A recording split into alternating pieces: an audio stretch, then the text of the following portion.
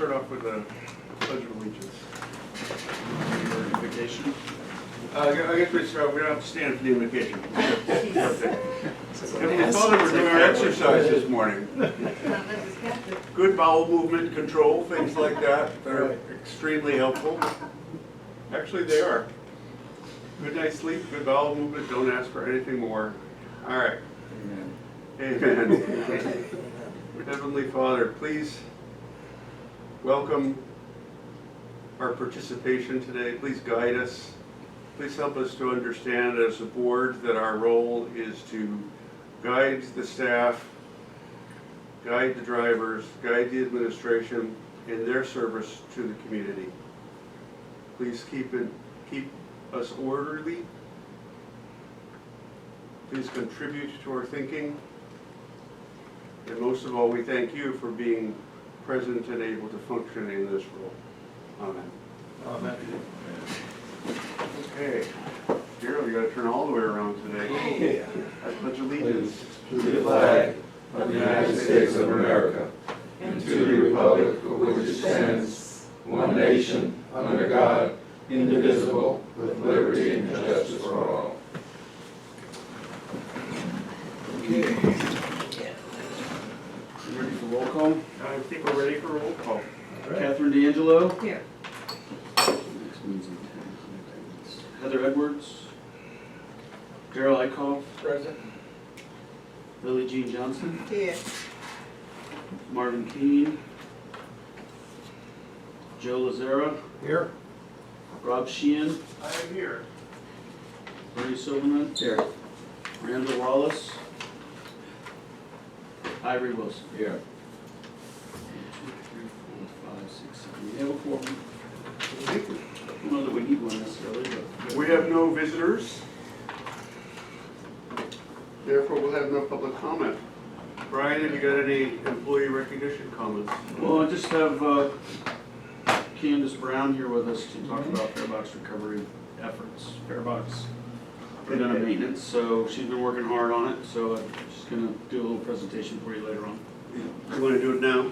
No, When is Candace going to do it on the agenda? during the GM's report. During the We'll okay. get there soon enough. All right. We'll keep her in hopeful anticipation. All right. Well, she's come You're back. welcome to come to the table if you like. She's come back to my quippy lines are really Come on comeback down. points, so I don't think we're going to catch her on that. Okay, could I have a motion to approve the agenda, please? I move we approve the agenda. Second.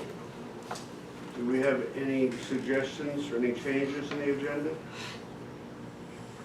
All those in favor, please say aye. Aye. Those opposed, please say nay. May I have a motion to approve the minutes from the April board meeting? So move. Do Second. we have a second? All those in favor of approving the minutes? You've got a chance to look at them? Ron, did you have any minutes to that? I think what we'll do is we'll leave the minutes open until the end of the meeting and we will declare them closed at that point. That gives you a chance to scan them if things get slow. So we will accept them as closed at the end of the meeting today.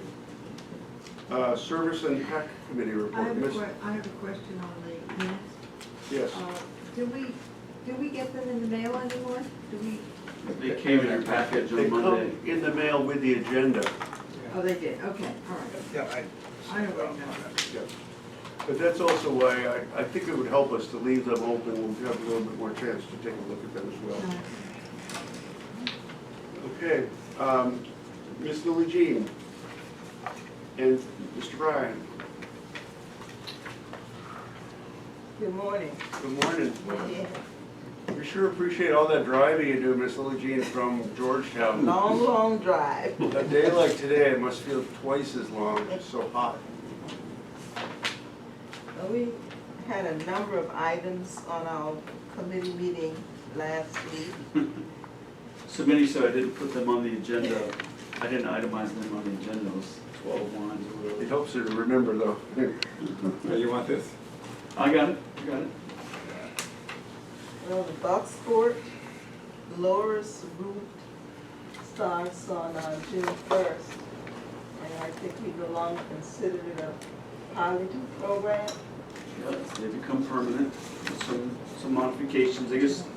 We've got a handout to pass out for that went out to the Transportation Committee of County Just Council. thinking about that. Today, by the way, we're very, very pleased that this has been made a fixed route.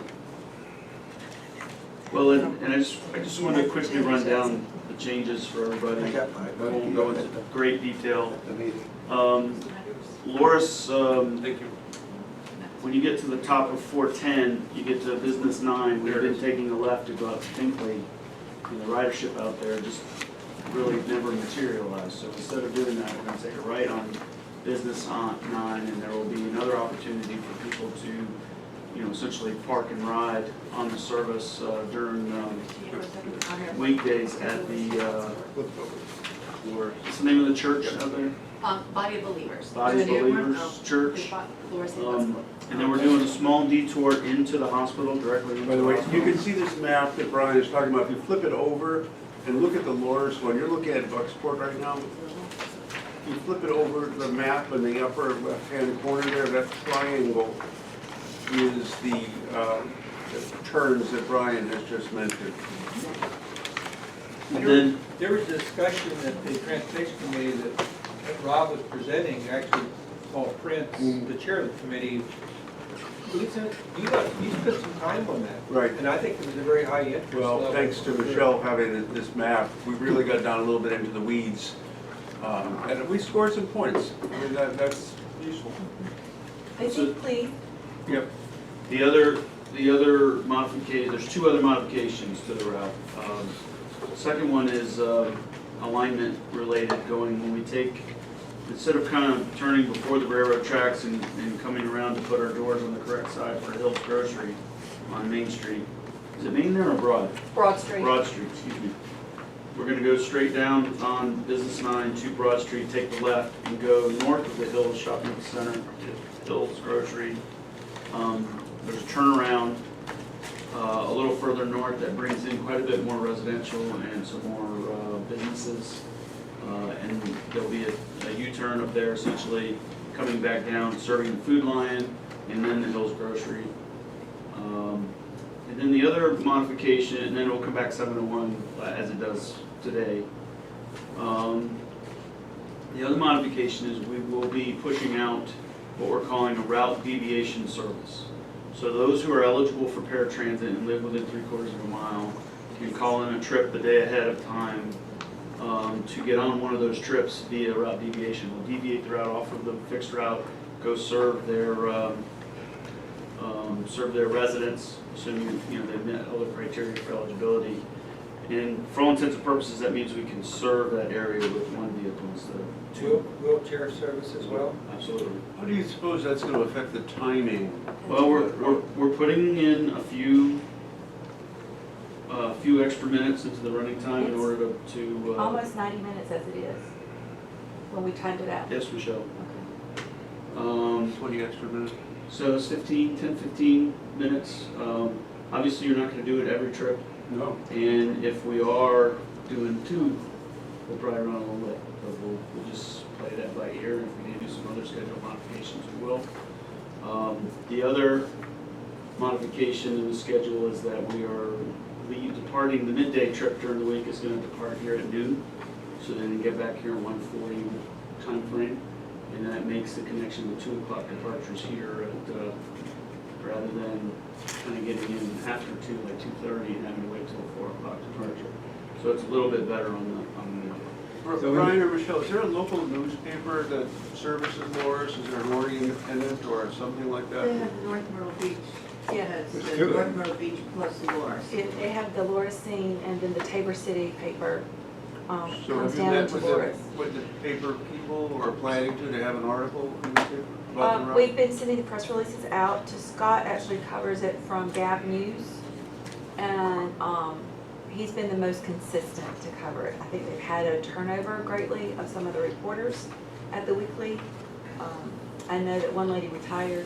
I've met the other reporter and I sent her the information. So ideally would be to get back in front of City Council and give them a full report, but they're in the midst of an election, of a special Yeah. election for the mayor. So I would think maybe by the end of the month, before the 1st of July to go back to them. You know, Yeah, that just let they've them know. had some time to know who their mayor is going to be for the couple of months before November. And then they have to go back because of Mayor Nichols passing. So you have your mayor pro tem and a city councilman going up against each other for this special election. Well, if this begins on Saturday, is the app and the website going to reflect the Yes. change? Yeah. We've already been working with Ride Systems, and we've made a couple of modifications to make sure it was absolutely accurate for that June 1st launch. And the website too will be changed? And though it will We be did- changed not until like the end of this week because of not wanting to confuse anyone. Yeah, right. Do you know the population of where this covers? I don't, I can try to find it out for you for the PAC committee meeting. Right, thank you. This will start June 1. Yes, sir, it starts this Saturday, and in addition to that, we've been working to get the ride guides updated too for the booklets, because I'm about to go to press for those. So I've been working with Tom back and forth to actually have a map of the, not just what we were showing as the new stops, but the actual accurate map, and then the rides, the times and everything, so. So then on the Bucksport line, we're only making one alignment change, and that is extending it beyond the Fraser Center to the marina. I feel like there's enough time in the schedule that we can make this change without really any appreciable change in cost.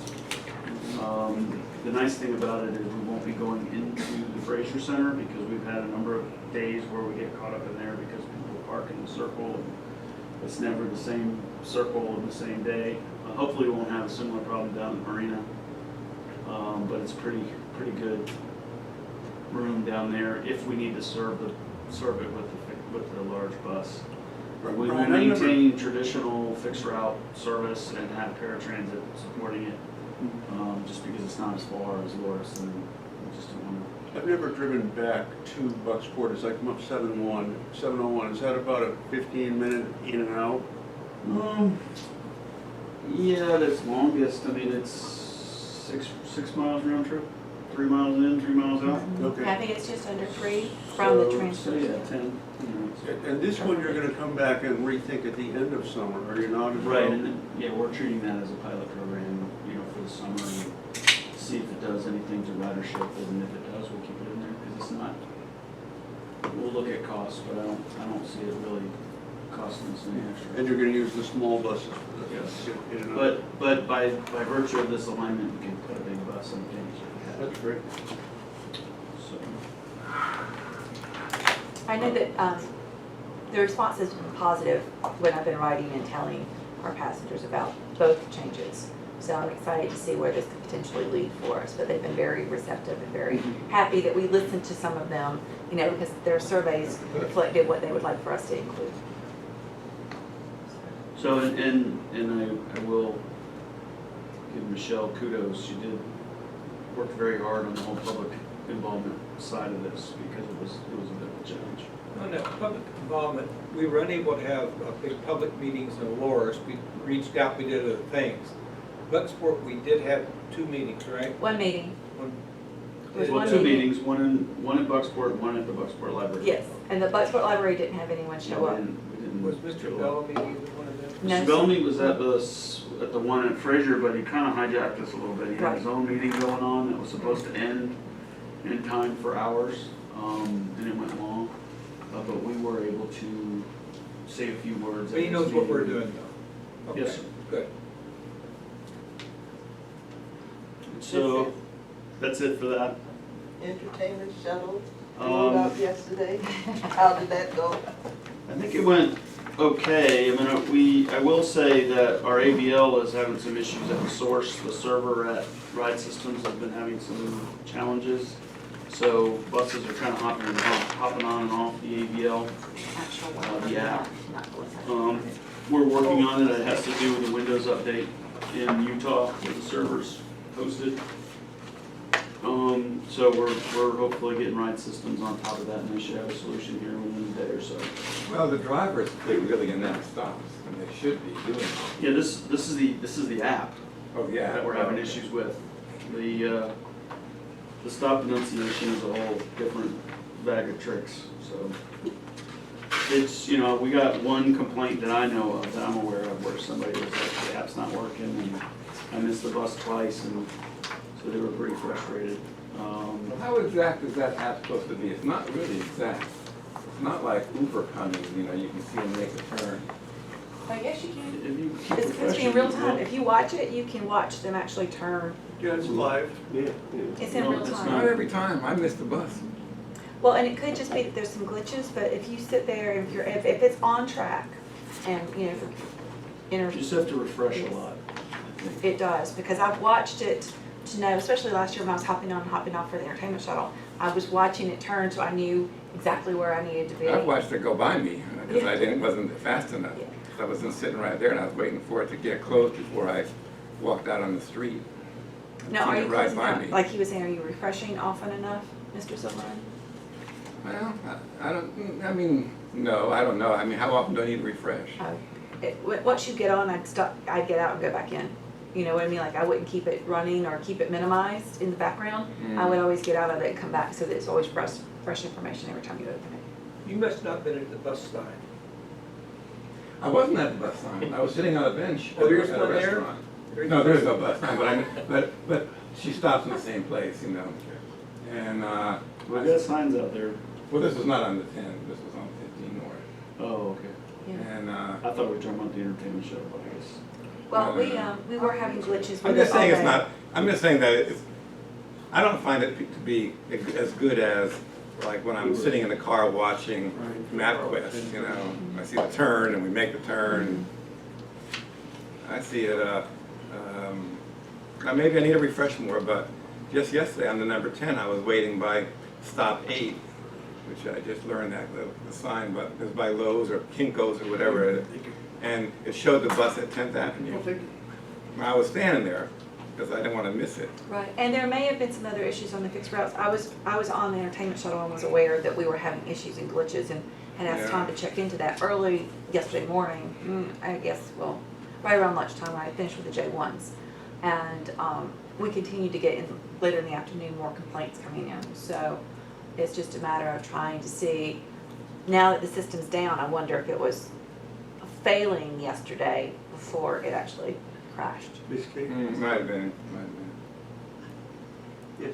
Yeah, it's Has not there working. has there been any discussion about why we're not extending this entertainment express to the end of September? I know we talked about it previously, stopping it just after Labor Day. I mean, why are we doing that? Because the kids, the foreign students aren't, they're still here, aren't they? Not all of them, but many of them are staying. Well, I know people come on vacation after that. A lot of people vacation during the month of September and part of October. You know, money, okay. Yeah, I don't think we're willing to really change anything until we can figure out a way to get some more funding for it. Okay, so that's the reason. I mean, that's been on the table, you know, when Myrtle Beach asked the question, what would it take to go to 10-minute service? So Well- they're thinking about it, but they Well, obviously 10 don't want to minutes. put together any more money. Well, 10-minute service, that's, I don't even think that's necessary, but providing a service for a longer period of time, I think is more necessary. We have had My that opinion. conversation about the shoulder seasons, but it's a financial Well, okay. decision. Ms. Lily Jean, could I interject something here, because it is service related and the word sort of tripped up. Ron, if you could look at the Toledo Blade stories, look through the last month, they got a deal by which a company is providing all of their bus benches at no expense to the Transportation Authority. And they also have the advertising rights on those benches. And I think half of the advertising revenue comes back to the city. But it sounds like kind of a no-lose, you know, a win-win situation if someone is going to be willing to come in and put benches at each of your stops. Now that we're moving toward fixed stops, this didn't make a lot of sense, you know, beforehand. But the company that they're working with would be named in the In late, both stories, if yeah. you just go back through the archives. Okay. Previously, we Yeah. wanted to put advertisement on those benches we had, but we were told we couldn't. Yeah, and they didn't There's a murder zoning. any They of one they down. did not, they did not want us to have any Marta advertisement. does that with the shelters. It might change, it might have changed. You know, you've got new administration in lots of these places, and we certainly have plenty of advertising on the buses themselves, but it would be worth at least doing some background research. Yes. I know that the city of Surfside was interested in doing something along those lines whenever we got everything scheduled with, you know, to be installed along 17. And as potentially using that for their own revenue from an advertising standpoint. I was just saying, I think there's an ordinance against the advertising in the city of Myrtle Beach because we weren't allowed to do it on our shelters either. And so advertising, so we can, Again, but, we've got new council there, new mayor. Let's find out if the hesitation is still the same. so, But, you know, I mentioned it also because you're kind of topping out on your inventory capacity. In Yes, terms unless of we have what more you- buses. What you can sell, and, you know, it's another market if it is doable. oh, I think it's a I great just asked that idea. we look into it, okay. And in speaking with one of the city councilmen, you know, this was, I don't know, later last year, earlier this year, they were still interested in the bench component, but we just have to get those signs in the grounds in Surfside, Right. so they know exactly where they are, and then they would explore some sort of avenue with us. Yeah. Okay, thank you. Ms. Lejean, thank you for allowing me to interrupt. Okay, in reference to that, maybe Michelle can go ahead and check what the present ordinance is in regards to that kind of advertisement. And we'll know where we shall. want to Is go. Surfside giving us any money? No. But we have service there. Well, it's Route actually, zero, it's Route because. 17. Our Route 16. It's 3 hourly service. Okay, Brian, you're back on. We're Brian and Ms. Lejean. So, yeah, nothing really major to report on the entertainment shuttle, except that it did start yesterday. We've made some provisions for the driver to keep him cool. We've added a fan, so there's 2 fans in there now. And we're keeping them stocked with water, cold water, and cooling towels, just to help them kind of get through, especially in temperatures like today, in the last few days. You know, there were the hiccups with the AVL yesterday, but the service went out and ran, and I'm not sure when we got in last night, but I was looking into it. And I don't think it's a service. I did make a point when I represented you at County Transportation Committee that one of the things we would be looking for long-term in terms of the entertainment shuttle is funding assistance for the inventory for the buses. While you were doing that, was it Mr. Block asked if we had contacted Coastal? I think you responded to the question. Right. His comment was, that we talked here before, all those vehicles that are all the summer, he said, why don't we talk to them about leasing for the summer months? And the answer was, well, the windows and open was too hot. But you know, I still think I believe that eventually they're gonna replace some of those trolleys over there, or those vehicles they cost. I ain't gonna have to, hey, if 3 years from now you're gonna buy some new vehicles, why don't you get some Coast that you can lease back to us in the summer, the 2 doors, windows come down, because we already have our issues. You answered the question very well, but he did raise the question, why don't we talk to Coast about using their vehicles? We talked about that here. The other before. issue with that, though, is there's an offset on when they're using them. They go back into service in the first part of August, when the Okay. students come back. Yeah. So they wouldn't be able to lease it to us for. That's Well, all Well, right. students shouldn't be back at Coastal until August 15th at the very earliest. We're going to Labor Day. All right, we keep 1-year-old one sitting there for 3 months, so where is that? I think we got to start doing more. These 2 things we got are beautiful, and we talked before, I cannot believe the city's gonna let us put anything down there other than a nice looking tourist attraction vehicle. But if you parked ours over there for 3 months and then put it back into service for 6 more weeks at the shoulder season, I think could be a win-win. And okay, it's not a pretty green and red thing. It's no different than a wrap on our buses. It's gonna say Coastal on the side of it. But just be aware, they run those shuttles, those trolleys on campus as part of their regular route as well. And they do run a summer service, But it's gotta be a cut down, there's gotta be less demand on the equipment because of There time. was 12 of them parked over there the day before yesterday. Yep. I counted them. Okay. Anyway, so what they got now, that's suit our needs, but our doors open more often, we went through that, the windows are open. But eventually, they're gonna replace them too. I would just put the marker down, you guys get around doing this, talk to us, we can help You're you. not doing like a joint procurement or something? I don't know, let them procure them, we just lease them back. If they bought 2 new vehicles that suit our needs, and then for 3 months, we would compensate It them. might be a good cost deal for them. I've just laid the marker down, hey, you guys get around to doing this, because they're sitting over, and what's Mr. Fault brought it up when you were talking, wasn't it, Johnny? Yeah. Yeah, it was Johnny Buck. Okay. Route 10 is Got that, completed, Michelle? plus signs, I believe. Yes. We're so you went into project updates. We did do a short advertising update. We can send out the numbers if you'd like to see. I think your numbers are higher than last year already, aren't they up in the 100,000? Well, this is including last year in the summer, so it's, I did incorporate the two. We're in there And I from made the 60 edit. to 70,000. This edited. Yes, and this is the revised, numerically correct. Did you get that number correctly? Yep. So you just want me to run through project Yes, updates? please. Bus stop designation, all of Route 10 are in the ground except for the one on 501 at Seymour Street. We're still working with SCDOT on that. And then we had a meeting with the city and SCDOT on Thursday of last week to go through everything on 15 North and 15 South, and we came to a gentleman's agreement, I guess, on where all those locations, that was about 73 bus stops.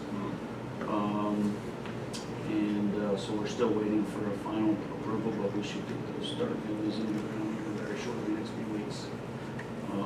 So that'll be next. We need to think about what's gonna be after that. Along those lines, I have a meeting with Steve Gosnell, the acting administrator for the county, on, I guess it's tomorrow morning. And, you know, getting some provisions in at least the RIDE 3 projects for bus stops on some of these US highways is gonna be in that discussion. You know, right now there's 2 projects in design on 501 that basically are portions of the route that we're not stopping on. 544 Bridge to Gardner-Lacey, and then Gardner-Lacey to 31 crossover. So there's no real need for signs, bus stop signs on those segments. But I wanted to get his take on what's happening with the team up at 501 and 17 in downtown Myrtle Beach. If there's any RIDE 3 involvement in that. And then just a general discussion. I'm sure SCDOT is going to have some issues with some of the places we're stopping on 701, for instance. So we need to start addressing, get out in front of that issue. So I'm not sure what's the next Did you mention the phase. redo of 501, the ending, was that what you said?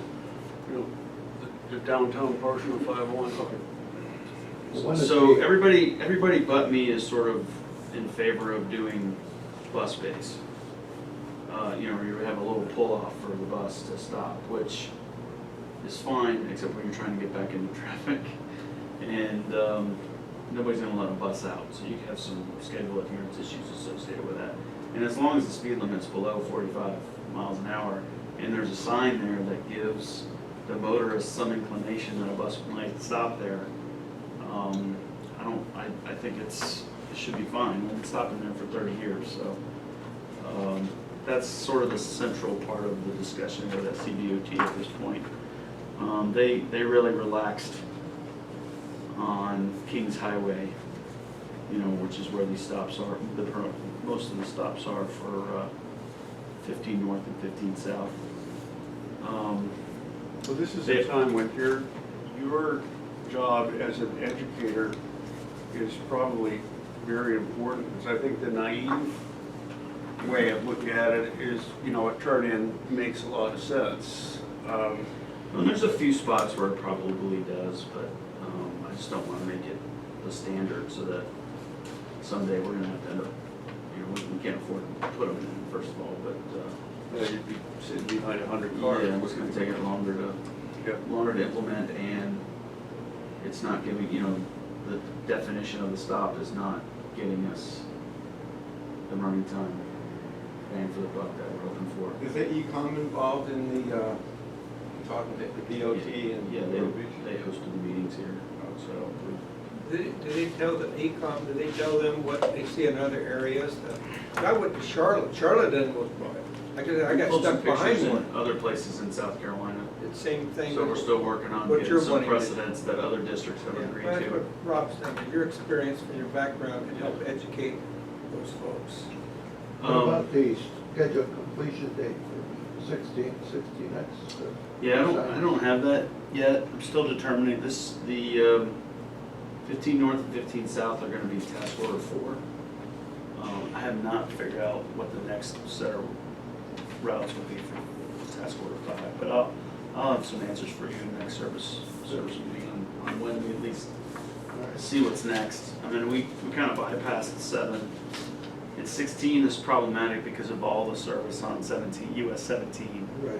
So it's kind of getting pushed back a little bit as a result of that. Why did we bypass 7? Is it because of the Myrtle Beach downtown portion of 7? No, well, I mean, that's part of it, but it was really a product of the initial meeting we had with SCDOT on Route 10.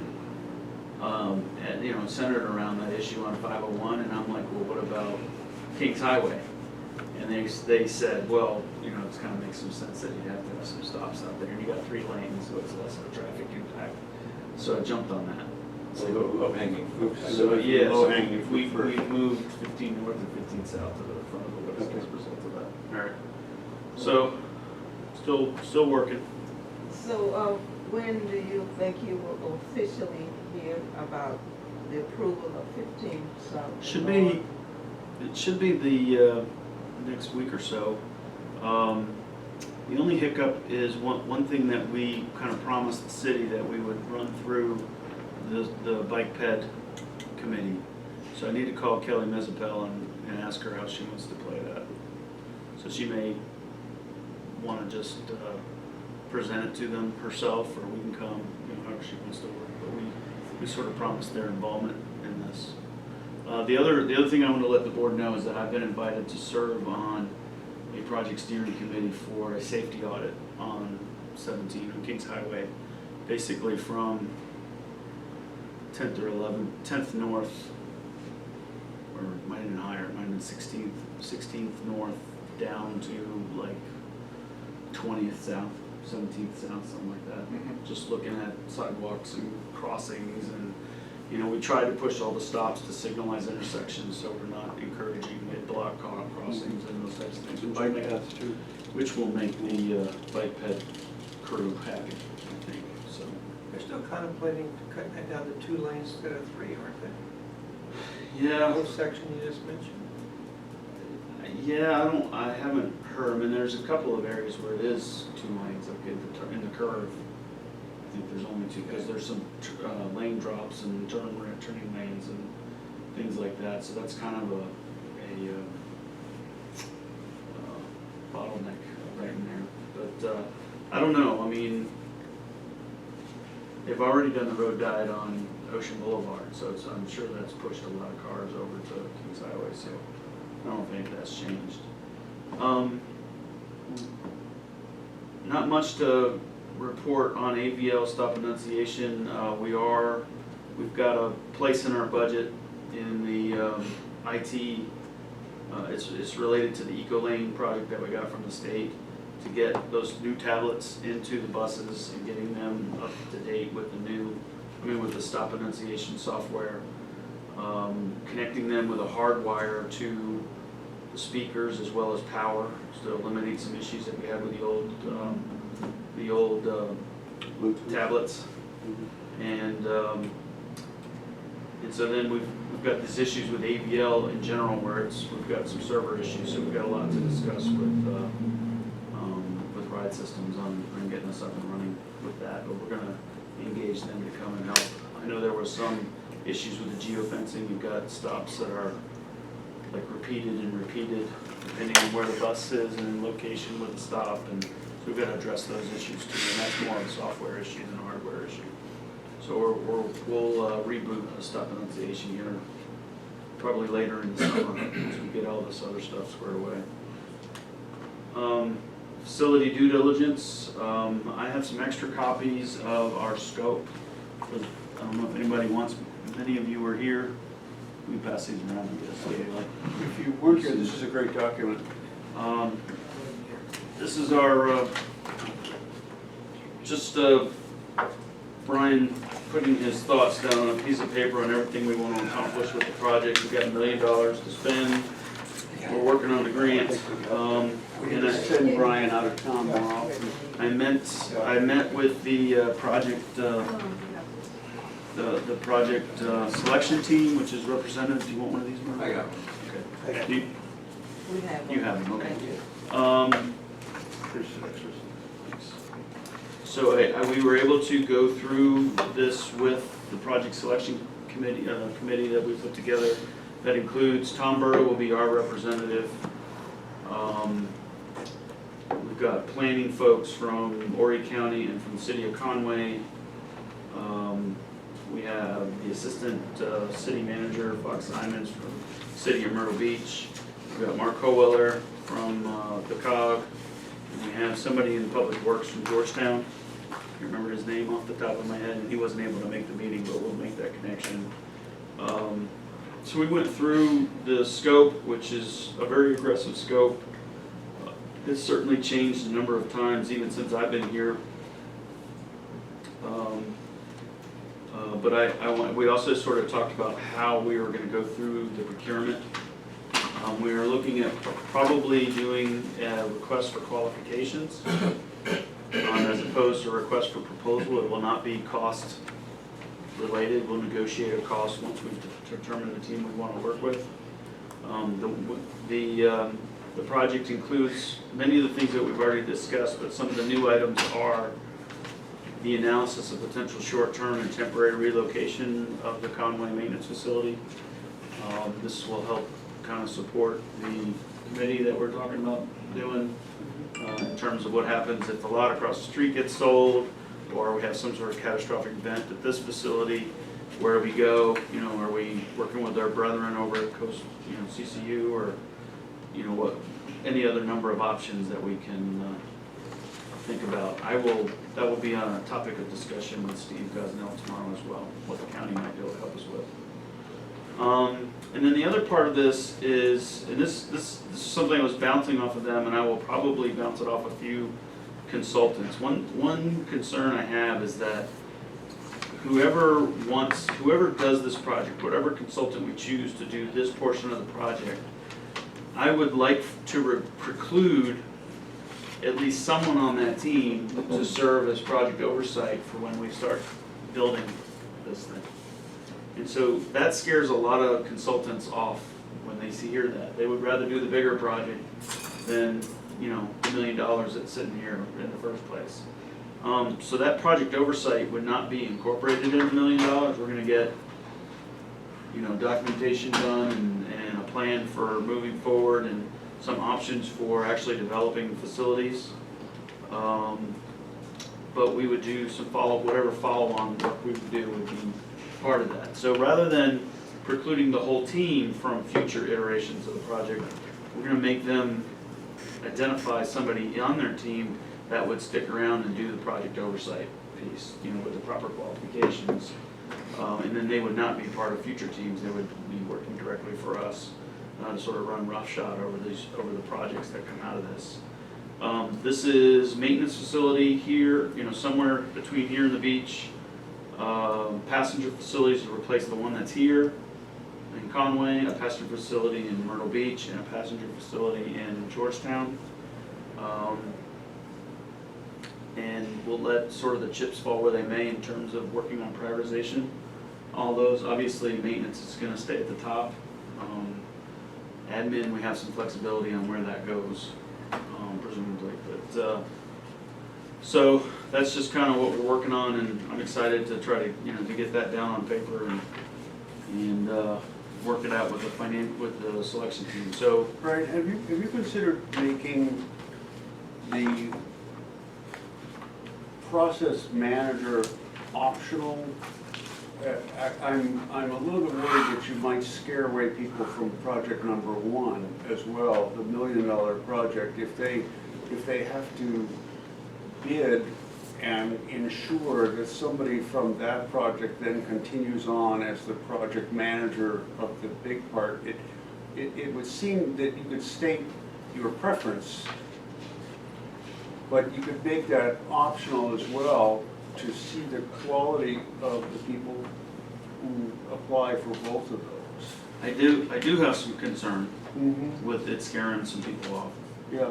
But I also have concern that I want somebody who's gone through this process to watch over my project. So I think it's really important that we preserve somebody who's been neck deep involved in all the aspects of this project that would serve on project oversight. And so I think what I'm hoping I'm doing is allaying some of those fears by saying your whole team isn't precluded, but you gotta choose somebody on your team that will be precluded because they're gonna get this work. And they don't have to go through a procurement process in order to get it. If we make it part of this qualifications project, that also saves me a procurement in the future. But I guess the worst that happens is you don't get viable proposals or requests for qualifications, or if you don't get viable the first time around, and then you'll think about it and re-release it if it is necessary. Right. And given the time, the time issues that we're dealing with,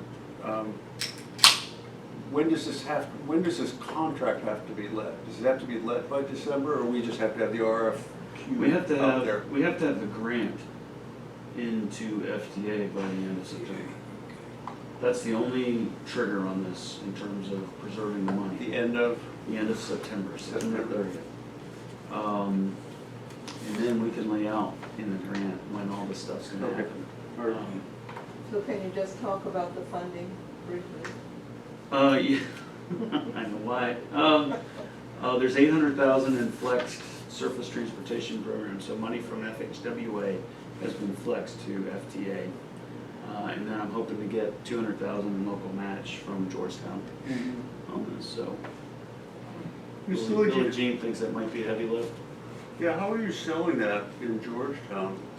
Well, my response to why is Georgetown paying for stuff that's happening in Horry County is that for the same reason Horry County spent close to $1 million on buses that operate in Georgetown. I mean, it's regional money. We have to, if I'm gonna get to some point in the future where we're sustainable, I need to use the money where it's coming from. Yeah. Hopefully that's a reasonable enough explanation. And I think you also need to talk about route expansion. Right. Well, and I mean, and part of this scope is a passenger facility in Georgetown. What that might look like, I don't know, but that's in response to having some additional routes down there. We're going to need some place for those buses to meet that's better than the two shelters sitting on the side of the road on Lynch Avenue, Lynch Street. So yes, we'll I'll definitely bring that up. That we want to look at some expansion options down there, and we're going to need some place for them to meet. EcoLane IT, we still have about $40,000 to spend on the IT portion of this. I think it's somewhere in that neighborhood. EcoLane is implemented. We had some additional training come in. I guess it was the first week of May. And I think that we still have a little bit of too much of this is how we've always done things happening in dispatch, happening in the office. So we're continuing to work on those folks. When do they come back? We haven't, that's been indeterminate, but it's gonna be sooner than later. Yeah. I'm trying to, I think probably the biggest disconnect is there might be some issue, there's two real major problems. One, drivers are waiting too long at stops. And, you know, it's as harsh as it can sound, you got somebody who's not ready to come off the dialysis machine at the prescribed time, we've got to keep moving because we're going to make 5 people late in succession, and then make sure that we use the system to get the next available vehicle to that person, so that they're not waiting at the dialysis center too long. And so, you know, causing problems downstream in the schedule because we're not sticking to our waiting time parameters is one, and that's on dispatch for getting the drivers to say, okay, you need to hit your button and move on, call it a no-show, and we'll put that individual on will call.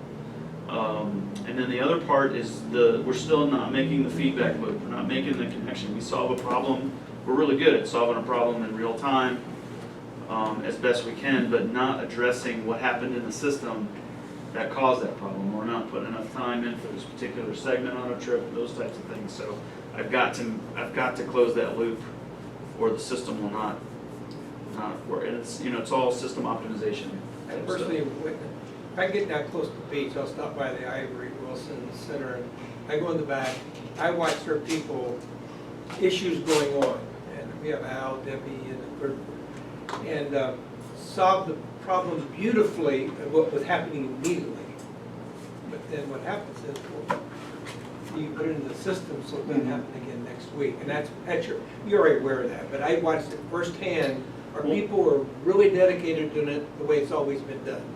And you know, there's several ways we can try to address that, but just at the very least, we need to do triage on problems sooner. We don't want to wait a week and let it fester, because the next trip will happen and then we'll get a problem again.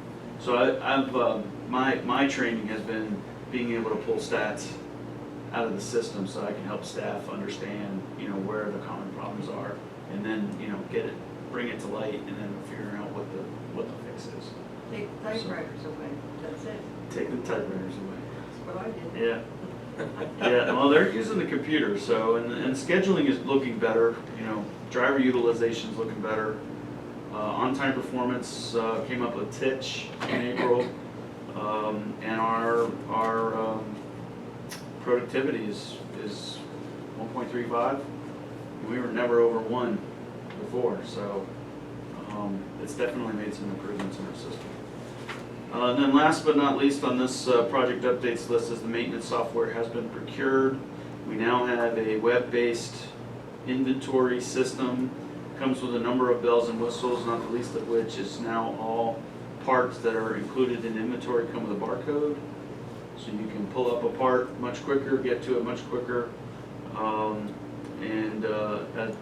One thing that Ron and I forced Tom's hand on is we will get a new inventory done and get any obsolete parts out, things like that, just clean up the inventory list in general. But they're working on that. That was the last expenditure on a facilities improvement grant that we got from state, so there's no local funds. It's in the that same acquisition, one we about 27,000. forklift out of? Same project we paid for the forklift out of. And then just the last thing was just we're gonna try to resurrect the service advisory group with a new roster of representatives and try to get that done for sometime in the fall. So we'll crank that back up. We just have so many things going on. We'll do it sooner if we can, but my guess is that we'll get pushed to the fall. Can I return for a second? Your reply to Billy Jean on the heavy lift in Georgetown for the 200K. When are you going down there to talk to them? It hasn't been scheduled, but I'm overdue. I need to go see. You want someone to go with you, holler. I could see their concern for that kind of money and the route expansion. We already said earlier, the 3 facilities for customers, we'll prioritize them later. I could see them saying, yeah, we'll be last again. I think, just be prepared, they're gonna have a John's tie. Then the response to that is it really does depend. I mean, I've kind of, you know, I don't want to put any precluded notions into the study, but I kind of see reusing an existing facility. So that may be able to heighten it up a little bit. Okay. I don't see us building a new structure, there's so much down I there understand. that we can But I, reuse. if I were them, I would ask you more pointed questions of, give me a time frame when we're gonna spend our routes around here. Before we commit to $200,000, I'd like sort of a better commitment that trust us we'll get there sooner or later. If I were them, I would have that same question on my mind. Okay. Well, Darryl, maybe Brian can include you along with me at that meeting. Okay. I got two other quick things. In addition to you, or? In addition. Okay. Yes. I got two quick things, if you don't mind, Ms. Johnson. One is that we talked about Mark Howeller and his help with the facility, and I think we're asking them for buses and other studies. And there's a meeting on Friday, a GSAS meeting on Friday. Right. So I'm hoping that we're represented there. I'm gonna go to that meeting. Oh, I've got it great. on my calendar. Great. The other thing is, last year this time, we had that spare bus down there at the transfer center. I know that was an expense, but it certainly was a service premium to our customers, that we could move faster with that spare bus down there. And are we not doing that this year? And is it because finances, is that our problem? I think it's really more of a, just having the bus to do it. And I think what they're planning on doing this year is, there's a 16X that comes off of its route at 8:30, and we're gonna park it down at the transit center. Yeah. And, it's there till at least 2:30. Piece of it, yeah. Yeah, I see And that, what's get the them back driver internet. What's the driver doing? Rides back in the van. Oh, okay. So you have a van there? Or they'll get on there's a 9:15 express, they just hop on the bus and go back. Oh. Yeah, I So- see that Is bus the, come- is the bus locked in a safe place? It's right next to the transfer center. Sitting there right next to the It's only there during the day, and all our people are You're around. talking about Georgetown? I'm talking about Myrtle Beach. Oh, you're talking about Myrtle Beach. Oh, I thought you meant it was, I thought you meant that it was down at Georgetown, because you were No, it's talking a about Georgetown bus Georgetown. coming back to Myrtle Beach. Oh, okay, all right, I got it. Well, we were talking about transfer center in Georgetown. Yeah. Yeah. I got it. You gotta know how to follow Bernie. Oh, okay. It's all good. So that's it for service committee. Thank you. And so do you want me to talk about finance committee, Mr. Chair? I think so, you're substituting for Marvin. Yeah, pretty quick. I mean, It was a quick meeting anyway. Yeah, it was a quick meeting, and it was, I just wanted to, we can go through the financials if we need to. I mean, we are running hot on labor, and I'm working on addressing that in a budget revision. The committee was kind enough to let me table the budget revision for another month. I'd like to get May numbers under my belt, just to see where we're at. I think I'm pretty much resigned to the fact that it won't be a $0 budget change. So I gotta find some money as well. I think we have it, but I'll be able to show you in more detail on where we'll be getting that. I'd also like to get a little closer to what the next installment from the county is gonna be. We've still got some cash issues related to that. So we just look at page 2 just for a second, you can see where I got a couple. Page 2 of the April financials. Yeah, of the April financials, some labor concerns. Well, I guess first at the top of the list, we had a nice little rebound in the fare box. That is about 1750 over budget, 1900 over budget. So we still have the dent that Hurricane Florence put into fare boxes, into the fare box revenue. That is not really recoverable necessarily, but we did make a turn, and I think what Candace is going to talk about here in a few minutes will help as well. Vehicle maintenance is over budget, but they're all 3 engines that we had in the budget are in there. The last of the 3 engines just went into one of the DART buses here this month. It'll be back on the road. So I'm not inclined to change the budget, overall budget there. And we're just gonna try to fight, with, the rest of the year with the money that we have in there.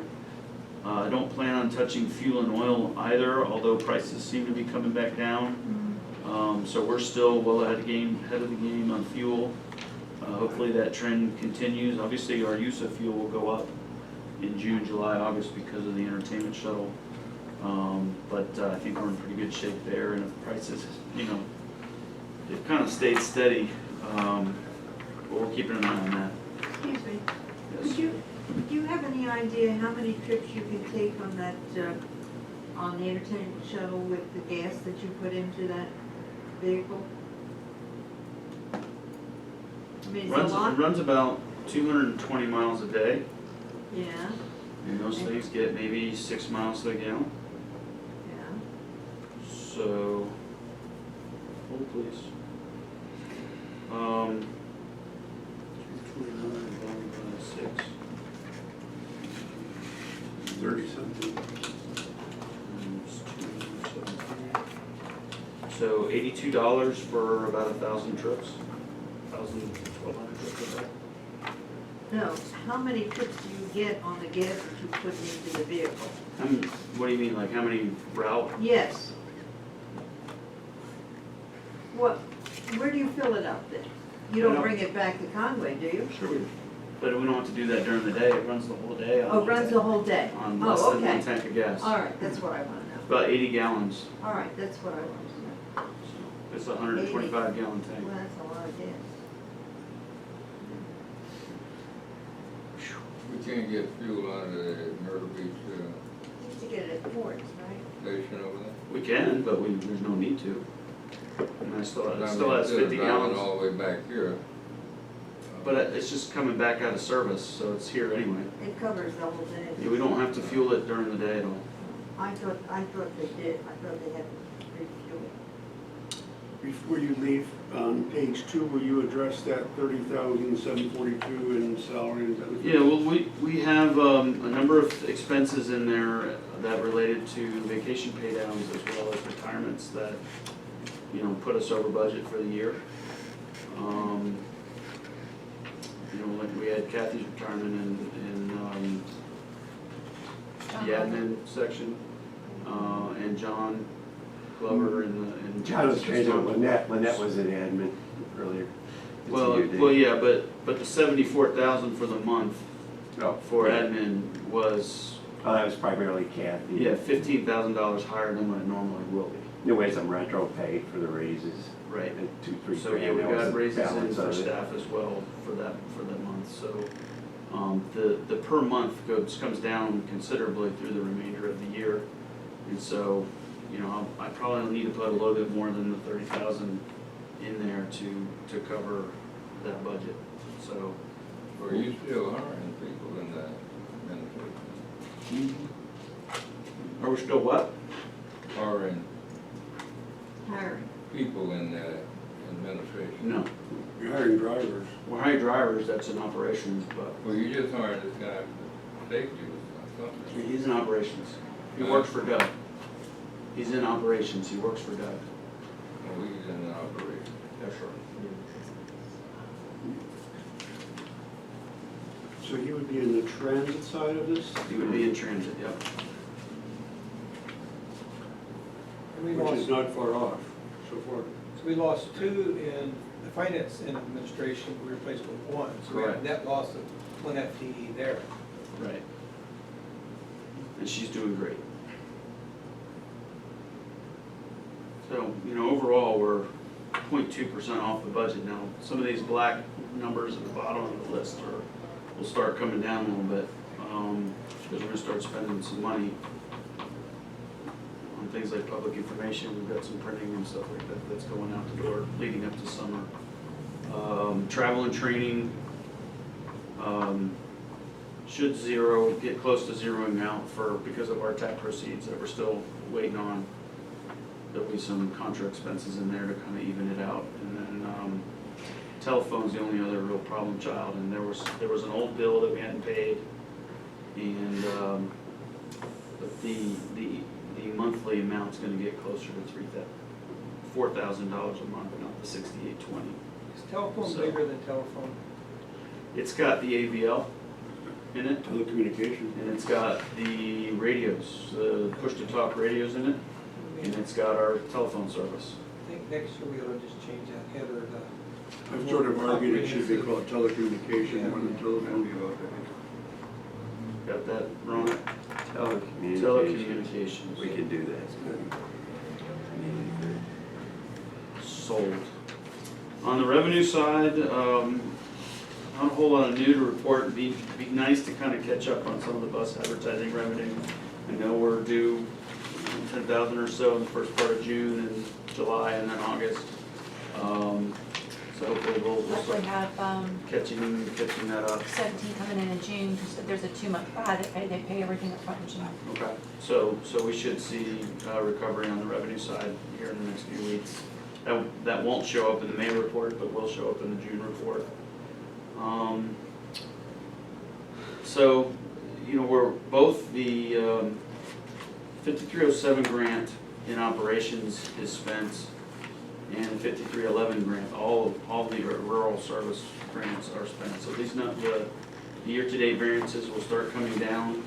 We are working on a new 5307 grant that includes additional operating funds for this year, and then operating and preventive maintenance for next year in it. So we got some good news on the front of what we're getting in FY19 and 5307 formula funds, which I'll talk about in the GM report. I just got a promotion. I don't even know why I said that. Might be a demotion, I don't know. Yeah, I don't know. So, other than that, we're in pretty good shape. Any questions on the notes? I've got one question, I don't think I noticed, but last committee meeting, you presented a pay scale, and so you want to discuss that for part of reasons, for some reasons, because it was in, you want to discuss it in executive session. We're gonna do that, or?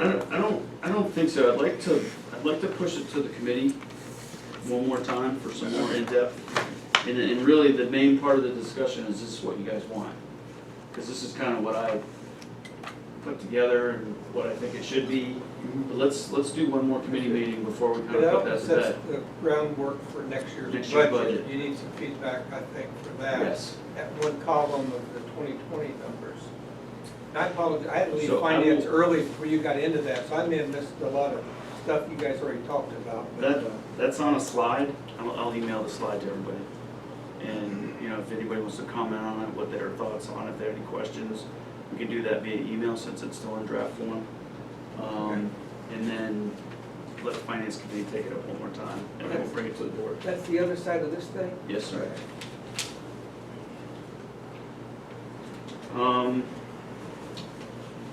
Nothing really pressing on the balance sheet, right, Ron? Yeah, I don't think so, not really. Our, We're still doing Quick 7,500 a ratios, month on the looking good. note, so. cash flow, is good until right there before we get our next installment from the county. So we're still working on fixing that. We do have a little bit of concern about the 612 payroll, because some of these things on the revenue side haven't materialized yet. The biggest of which is what we're doing on 5307 ops. FTA's given me every indication they're gonna marshal our grant through, so I'm hopeful that if that gets in, we'll be in okay shape. But we also have a plan B, so I'm not too concerned about it. It's something that Ron and I are staying on top of on a daily basis. So, we'll get through that, and then we'll figure out what's happening in July. It's gonna be looking at some partials, and we'll see, just to get to the final, over the hump. But otherwise, cash receipts in good shape, so.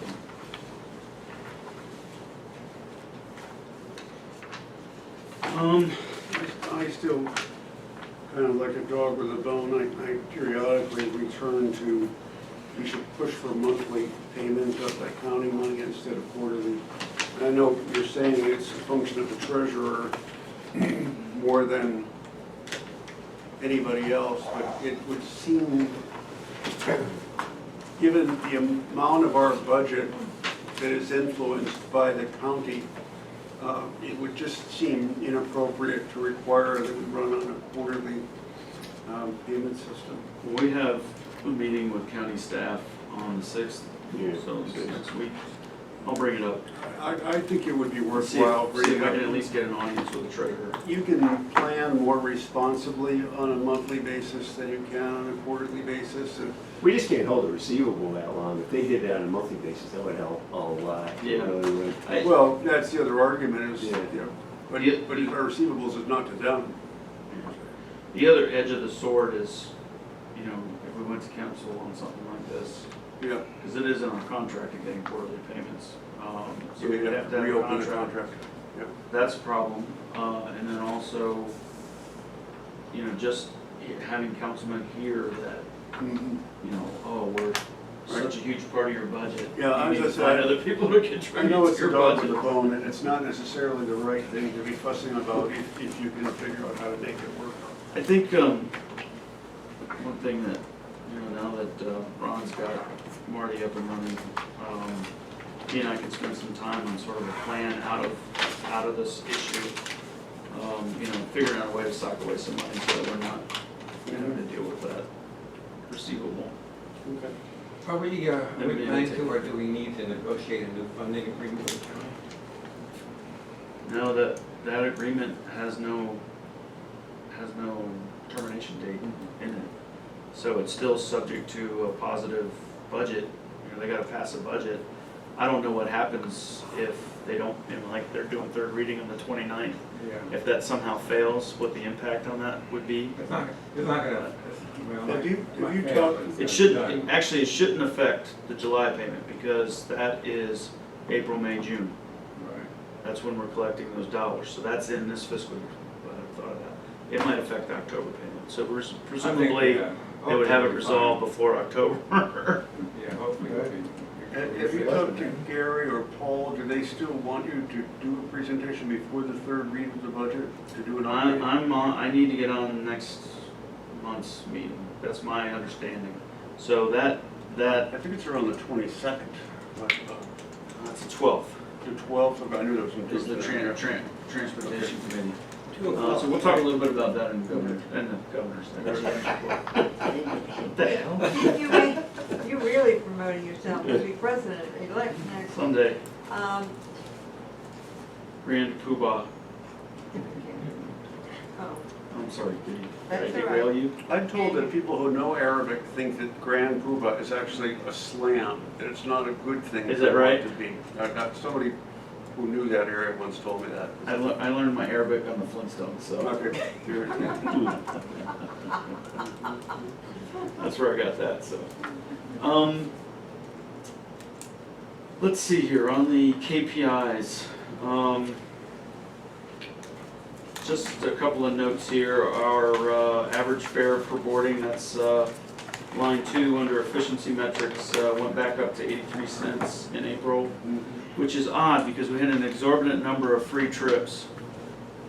So we'll talk about that when Candace gets up to do her spiel, but the number went in the correct direction, 8.3% on the fare box recovery, which is also dependent on what our expenses were for the month, so that kind of jumps all over. But it's better than last month. And it tends to go down in the summer months because of all the additional trips, and there's a lot more transferring going on and things like that. So you got a lot of boardings that happen at 25 cents as opposed to the full $1.50. So it is a bit of a moving target.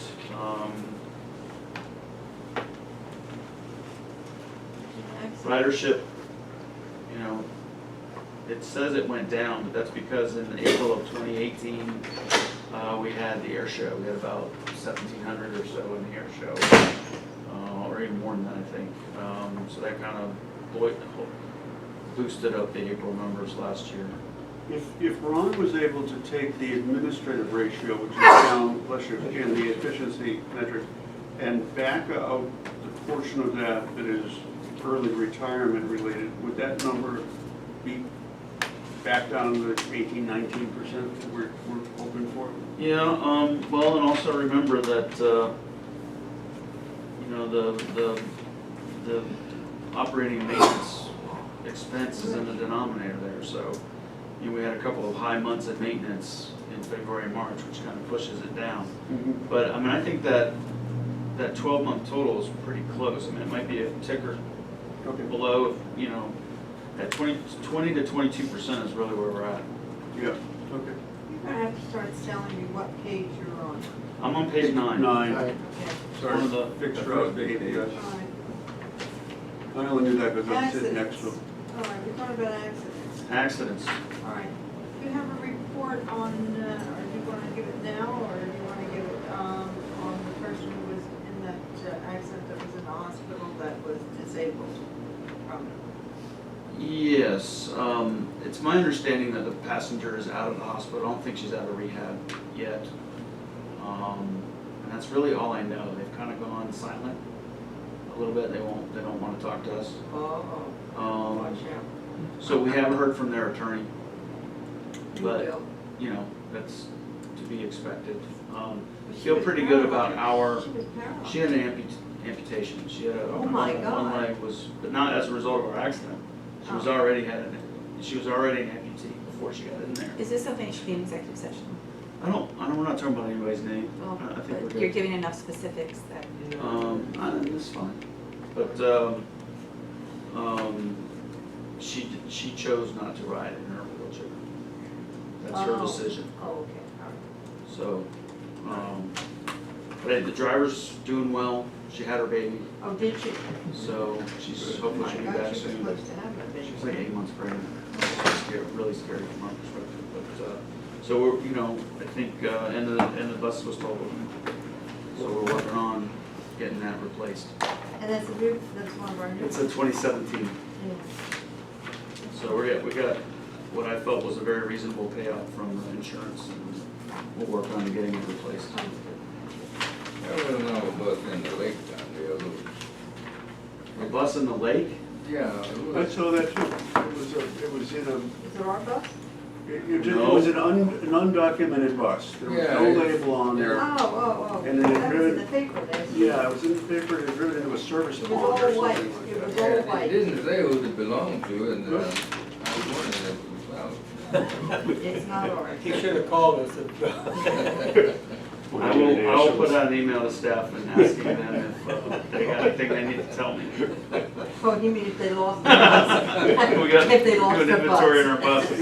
The other thing that was in that same general category of weirdness was the ambulance that backed into a building. This was, you know, within the space of a couple of days, but again, it wasn't an ambulance that had Right, county reference to it or anything like that. right. But, yeah, I was waiting for the phone call, our bus has gone into this pond. I have a response, but I don't think it's good for, Not for public radio. no, not for TV. Okay, so on page 11, All right. the demand response, a couple things here. You're gonna talk about the 12-month rolling fixed route ridership that Mr. Wilson likes to talk about? Yeah, I got some Crap, stuff on you're right, I ridership forget coming which up one. in the GM's report. Okay, all right. So, but I just wanted to kind of illustrate a couple things that I'm looking for as it relates to KPIs in here. If you look at the top line, the ridership, and you saw that we did about 300 people less in April than we did in March, and that's a product of a number of things. But what I'm really looking at is the hours, the revenue hours right below it. You can see that with a 300-person drop, we had a significant drop in hours. And so let's go back and look at June, for instance. We had 1,198 riders, so we had like 150 less riders, and look how many revenue hours we had, 1,372 in June. that was what EcoLane is helping us deal with. To the point where Ron came to me and said, we only had 24,000 miles in paratransit for the month, that doesn't look right. You know, so we're hoping for that trend to continue, is that we're really optimizing our resources. We're sending people home when it's time to go home. We're trying to do that on a rotating basis so nobody feels like they're getting picked on. That's a key metric when using EcoLane. EcoLane sort of forces you down on that. If you don't have the trips, then The formulas where you get money, are we penalized for being more efficient? The data is some strange, what is the main? our money is based on population and population density, Period? period. If you did one ride, you get the same amount of money. For those formula programs. Man.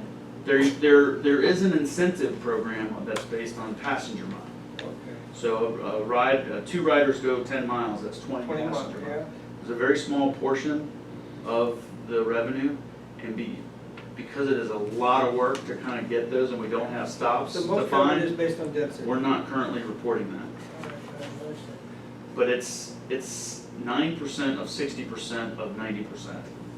It's a really small, if it amounted to 30,000 for the year, I'd be Feds, again, surprised. there's some perverse incentives or disincentives there. Well, it's not like, I mean, we're reporting our ridership, and they'll, you know, if I reported only one rider, they would ask me about it at least. So, it's the efficiency, no, I mean, that just means we're We're good. minding our P's and Yeah, Q's. but If you go back to September 2018 in the demand response, that 1947 in fair revenues, was that hurricane related? Right, you- 1940s, no, that was fares for the 680 people who rode during the month. But yeah, we had 10 days of no service. Okay, all right. That's why it's so much lower. So that's about 1/3 of a month, Right. which would make sense. Yep. Okay.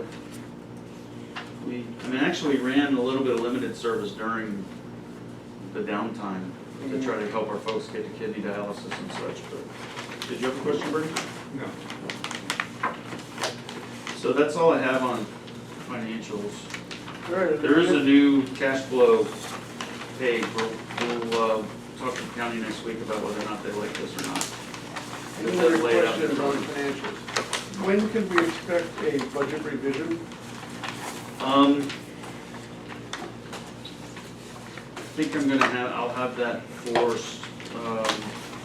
Finance Committee June. Okay. Because we're not gonna have a meeting in July, right? We might have Finance. Oh, wait a Committee. minute, we have July or August? I don't remember. I thought it was August, August. August, we I thought it was usually August. don't, August, we don't usually I have don't one, and care. I have a problem because we don't have one in August. The problem is, I don't know if we wanna discuss this now, it's about our new chair-elect. Mhm. If we don't, we have to know, we cannot vote in September because it's too late in the month to have a vote. So we'll have to vote in July if we don't have a meeting in August, so it means nominations will be next month in June. Okay. Why don't we suspend the rules of the bylaws in order to allow that change, and we will accept the nomination in June. June, which is next month, Which right? is next month, which will then cause us to have an election In July. in July. Or August, whenever the next meeting is. Or July or August, whichever we block out. Right, right, Okay. right. All right. And then, so by September, the person will know that October 1st they go into. Correct, Right, right. okay. And I think suspending the rules just makes the most sense for us to do that. All right, okay, good. So when, Got you that. need, you won't do that until the June meeting. Right. No, June meeting would be the nomination. Nominations. So we're gonna, So we have to do it now. So do we have to vote to suspend rules or? Well, we'll do that with new business. New business? We can ask for nominations now. so there is a board meeting in July. So it looks like Yes. August is the one that we're skipping. Right. Okay. That's good, because July will be the first iteration of the FY20. So will we take nominations now or in June? In June. In June, if there is one in June. So that's when you need to suspend bylaws, if you're gonna do that then. Yeah, Yeah. just So before we'll, we, okay, just, so we'll get the bylaw suspension on the June, all the right. June agenda. June agenda. We got that settled, thank you. I know you're all powerful down there remembering everything, but I feel better It's a when you're list waiting. right here. Superwoman down there. Right. Let's not get carried away. If you're gonna become the governor or the president, we've gotta give great opportunity for others What around party are here. you running on? Independent? I don't know. He's gonna run the Yeah, I golf don't know platform. party. The golf. Free golf for all people. Why not? We're gonna do free public education, we may as well do free golf. All right, so I lost my agenda. So general manager's report is up next. Yes. Right. I'd like to invite Candace Brown to the Let me stand. ask you, do we need to do a quick break? Does anybody need to do a bathroom break before we do that? No? Okay, go for it. John? Didn't I get this No, that's this month. It's just Candace's slides. So we have a PowerPoint in our handout? No, I just gave one to Bernie. What Tom did What we? makes Bernie special where that he is gets a Tom up here? PowerPoint? I can't see nothing. I even brought my flashlight. You need Tom for something? Yeah, after the meeting, I need All right, him to sit he's there. got to come and turn off the camera. Oh, okay, So all we're right, gonna good. get you hooked Yeah, up now. then. All right. Thank you. So you gonna speak from back there? Sure. Okay. No, no, no, As no. long as come everybody forward. can hear me. I can't hear you. Come up next to Miss Kitty. And you won't be on TV if you stay back there. No. Well, see, that's good. The Emmys are coming up, so we've got to get you ready for them. There you go. Here's the recording.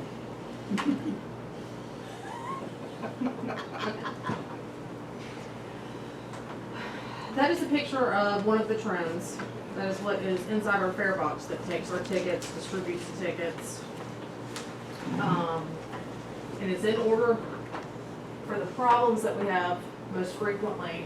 Trims seem to go down more. What are trims? Trims is your ticket reading issuing machine. So that's what takes your ticket, reads your ticket, and then distributes your ticket back out to you if you need to. So Because, is it a jamming of the ticket? well, the tickets can jam. Tickets can be, Stick together. stuck together, but if they're not, they can Be too be crinkled? wet, Yeah. crinkled, any number of things like that can cause the cards to get jammed, Mhm. or cause them not to be able To read. to read them anymore. Okay. They've got several little computer boards, as you can see on it. Any number of things can go wrong with those. Printer. You have printer components in it. There's a lot, that is the biggest headache when it comes to the fare boxes, because the trim itself does so many things. So when that happens, a supervisor, either the vehicle has to be brought back or a supervisor has to go out to fix it? Well, we try to keep trims here, keep spare trims here. If they are running a route hourly that comes back here, I can swap them out, or one of the supervisors can swap them. Do we have a trim at the transfer center in Myrtle Beach they can change out? They're getting to that point. I've got a couple more that we're gonna send up there along with other components. That way they have something that they can make a quick change with. Are there any routes that are more prone to trim jamming than others? Recognizing the vehicles themselves change, I'm just wondering if there's anything about the nature of the route. For example, a long trip to Georgetown. No, I don't believe so. Okay. Kurt? Do I see inventory tags on all the components? Inventory tags?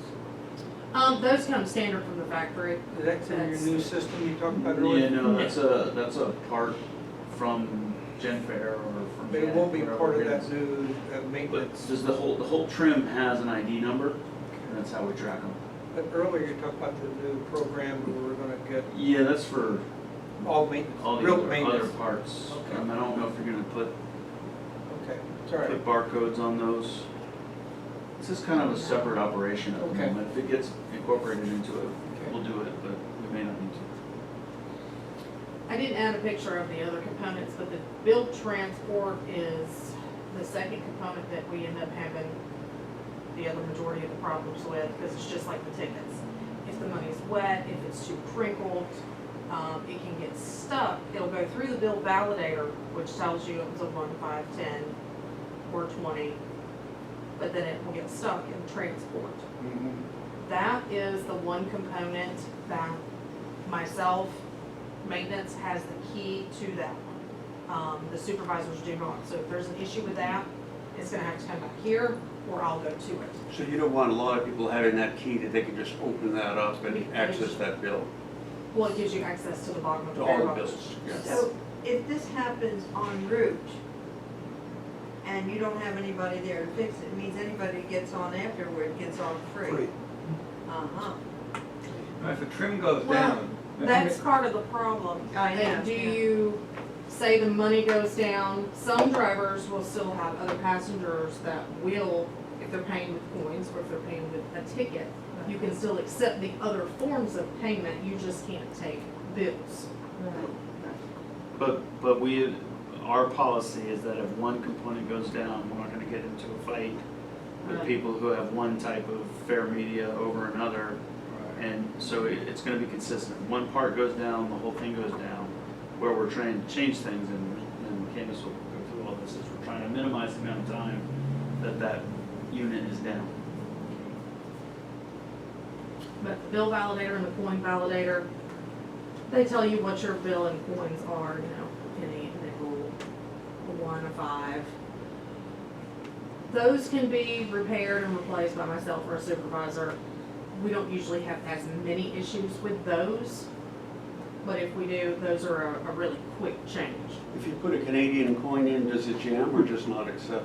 You know, I haven't had to deal with a Canadian coin. Oh, Kids, I'm Surprise. I got 10 miles from Canada. I was gonna say, this isn't Geneseo, New York. Yeah.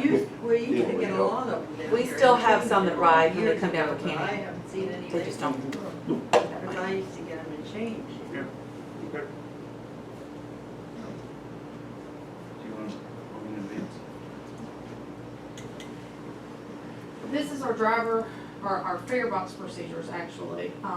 If a driver encounters an issue with one of the fare boxes while they're en route, they need to radio customer service or one of the supervisors and let them know what the issue is. And usually we try to ask them to be as specific as possible. Because if I need to go replace something or one of the supervisors needs to have it ready, when they get there, it'll be quicker if we know, you know, the trim's not working or the bill validator's not working. And then we know to, Could you go back just for a minute to what percentage, just a ballpark is fine, what percentage of our ridership are using tickets as opposed to bills? I'm not gonna worry about the coins, but what percentage are using tickets or transfers or bills?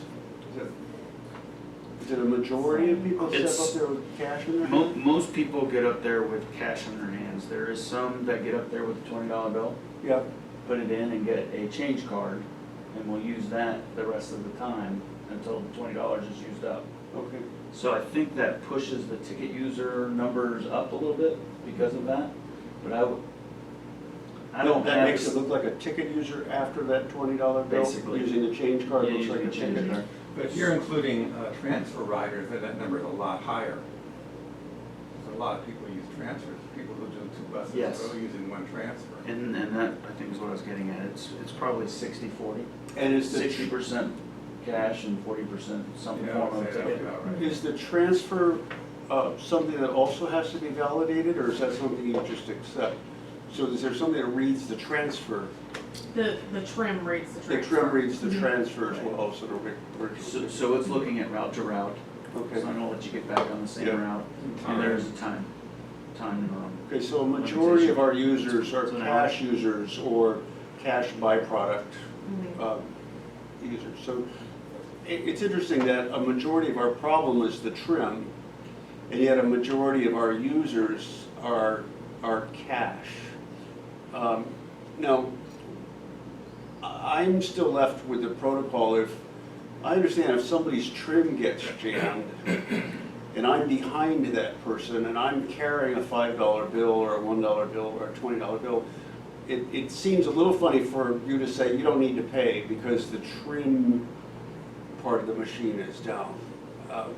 But if you're only taking one ride, you need your change bag, and if the trim itself is down, you can't get a change card. Oh, okay. Yeah, you wouldn't want somebody to put a So I $10 wouldn't bill want in to there. stick I wouldn't want to push Oh, money in, because okay, I'm no, not gonna get that. this is, we need to know the issues for this, that helps a lot. So there is an enormous overlap then between the cash and the trim when it comes to change.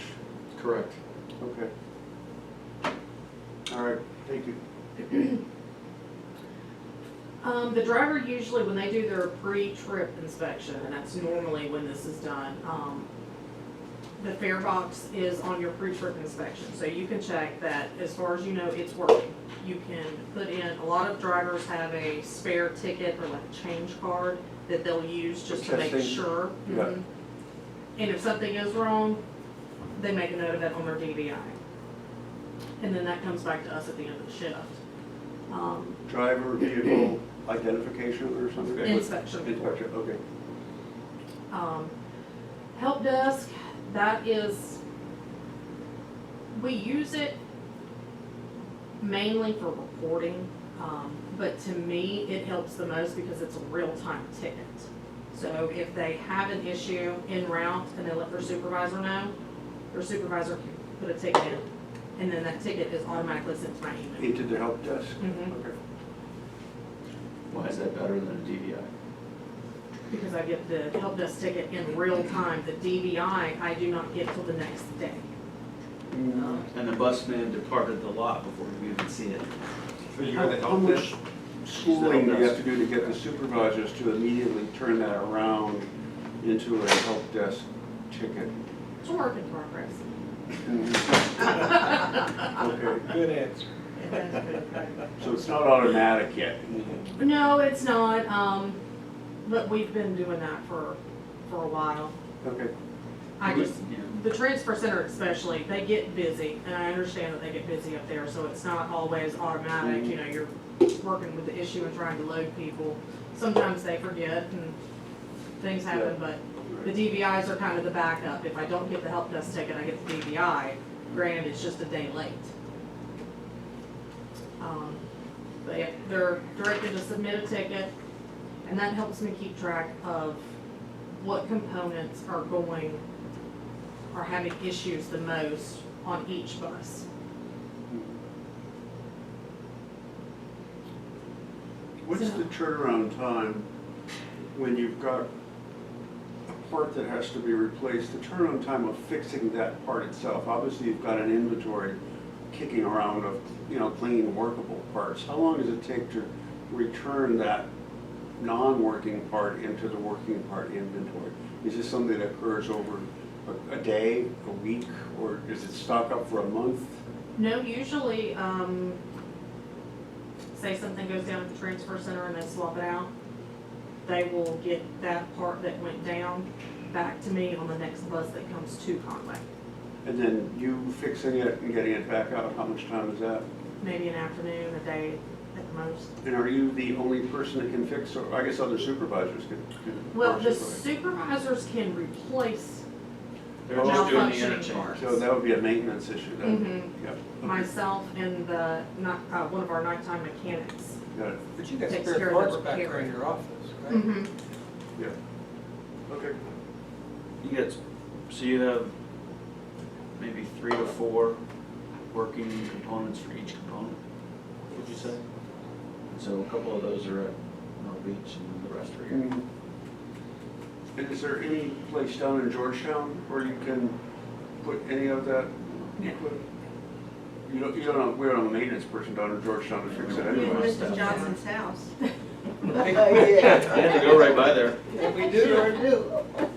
do. Lily Jean, do you live on the route? Yes. Where, on 701? It's just off. It's Memory Road, the Heights Way Department Maintenance Building. Okay. And we're getting to the point where we're having operations to treat any issues that come up with the fare box in more of a heightened manner. So we're trying to get it addressed a lot faster than what we were before. And really, the only thing that would be faster would be a safety issue. Would be a, A safety issue. You don't have a headlight, you don't have wipers, those, Yeah. safety items on the bus Right. would be addressed faster than fare boxes. But, by virtue of doing the help desk, sometimes a supervisor will make the fix and then we'll put it back in service, and they need to let the help desk know that they can close the ticket, things like that. So we're working on those Yeah. aspects of the. We talked about taking a shot at the repair side of this, the repair and the replacement side of this, and that's what you've been focusing on. We also talked about changing the stock of the tickets so that they would melt less often and wrinkle less often and that sort of stuff. Have we How done about that? that? How about that? Next slide. Oh, good. Yes. I'm a shill for Brian. Yes, look at that 10 lane. We kind of went over the modular repairs, getting out there and trying to get things replaced in a timely manner, keeping inventory in both spots. We did retrain the supervisors, because everyone needs to be retrained every now and then on any task that they do. And then we also have personnel now, so we have myself, which is Monday through Thursday, and I'm during the day until the afternoon. We now have a mechanic that works Sunday nights through Thursday nights, so there's someone in-house at night that can fix issues when they come back in. And him and I are the only ones that have access to the actual software that you hook the trim machines to, so those get diagnosed and repaired here. And then we have supervisors, so we have a lot of overlapping help now. Except for Fridays and Saturdays. Well, we have supervisors for Saturday morning and for the mornings and for the nights on the Do the weekends interchanges, yeah. to do the changes. They just can't actually repair the parts. So if there's a money transport that goes down, something that supervisors can't get to, then they can down the bus, pull it out of service and put something else out there where they're working. Fair price. And then we When you did, come in on Monday morning, do you have, is it backed up? it's not crazy because Michael, the mechanic, he Does the works Sunday Sunday night nights. stuff, So anything that's in the fare box slot, he will try to address. But we did buy the new card stock. The supervisors said it is working great. The old card stock, it was the quality of the paper, so when they went to cut the stock and they put it into the box to ship it, you still had all the residue left over from the cards when they cut them. These new ones have a more of a sleeker feel to them, and we've had a lot better improvement on them. Yeah, the proof of the pudding will be this week and beyond as the You humidity had a is. good idea, Bernie, get back to the old ways. When we started these fare boxes, That's they, right. they shipped us, and I believe it came with it, beautiful cards, even for one-day passes, transfers, they were What, I think the colored. one-day passes and the transfers, the ones that you can come in and buy from customer service, those do have the Coast Yeah, logo yeah. on them. These, they're the same card stock, but they don't have the logo or anything Yeah. on them. Yeah, that's a lot better, it's a lot better paper and prettier paper. It is, and they don't stick together and bend as much as the old ones Yeah. do in the humidity. Yeah, they're a lot thicker. This was since we really started implementing this in January, this is the amount of help desk tickets we've had per month versus the DVIs. And you can see usually we tend to get more DVIs. But like I said, those come in a day late, but We're working on this. it's improving. What's the DVI? That is your driver vehicle inspection. When did you get the new stock? Did we? I think we ordered it in February or March? Yeah, February or March. Okay. It's about $1,500 more a year for the other paper, somewhere in that range. Give or take. How much more? $1,500 a year. But do you really For a make year. it up in what we used to give away? Probably, I would Yeah. think so, you get a bus of 40 people. Yeah. I would say so. So that's good. Is that local or, yeah, out of town or what? You know, this slide. It's shipped, I think it comes somewhere out of North Carolina. It's, We usually order it, EM. usually order it twice a year. If you put the ridership number next to the slide, that would just be helpful as we see what proportion of ridership of free trips you mean? Well, it could be free trips or it could be total ridership. Either way, it looks like now it's a relatively small number compared to what we know of the rider, or what I believe the ridership is. Yeah, well, we got some ridership numbers coming up here. Okay. These are our main challenges, like we said, trying to get everyone used to and making sure they stay on top of putting in a help desk ticket. Even if they fix the issue, still put a help desk ticket in, you know, for going validator went down, cleaned it, reinstalled it, it was on such and such a bus. That way we can at least keep track of the things that are going wrong with specific fare boxes.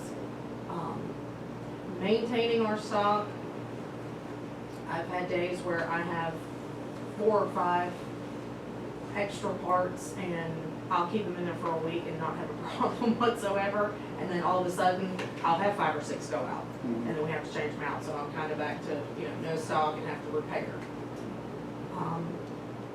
Vendor repairs, depending, we have 2 companies that we can use. GenFair, who is the original company that these were purchased from. We have a very lengthy process usually with them. They operate glacially. If there's anything slower than that, that's them. And then we have Janik. And they can only do specific things, repairs for the fare boxes, but they have some of the quickest turnaround. I can usually get something back from them in less than 10 days. They're like That's a long aftermarket time. company. They That's a are. long time It's still. a long time. Well, Yeah. that's us packaging it, shipping it, A lot and of times it's more of a refurb, so they're Mhm. redoing a lot of parts to it. But in the meantime, do you have parts that Yes. you can use? We have Oh, lots of okay. spare parts. I So mean, that's- we got that's it, 20 right. fare boxes sitting out there that Do we're you getting rid of. do you have any way of knowing, like a trim goes down more often than others and there might be some? that's why we were trying to get the help desk.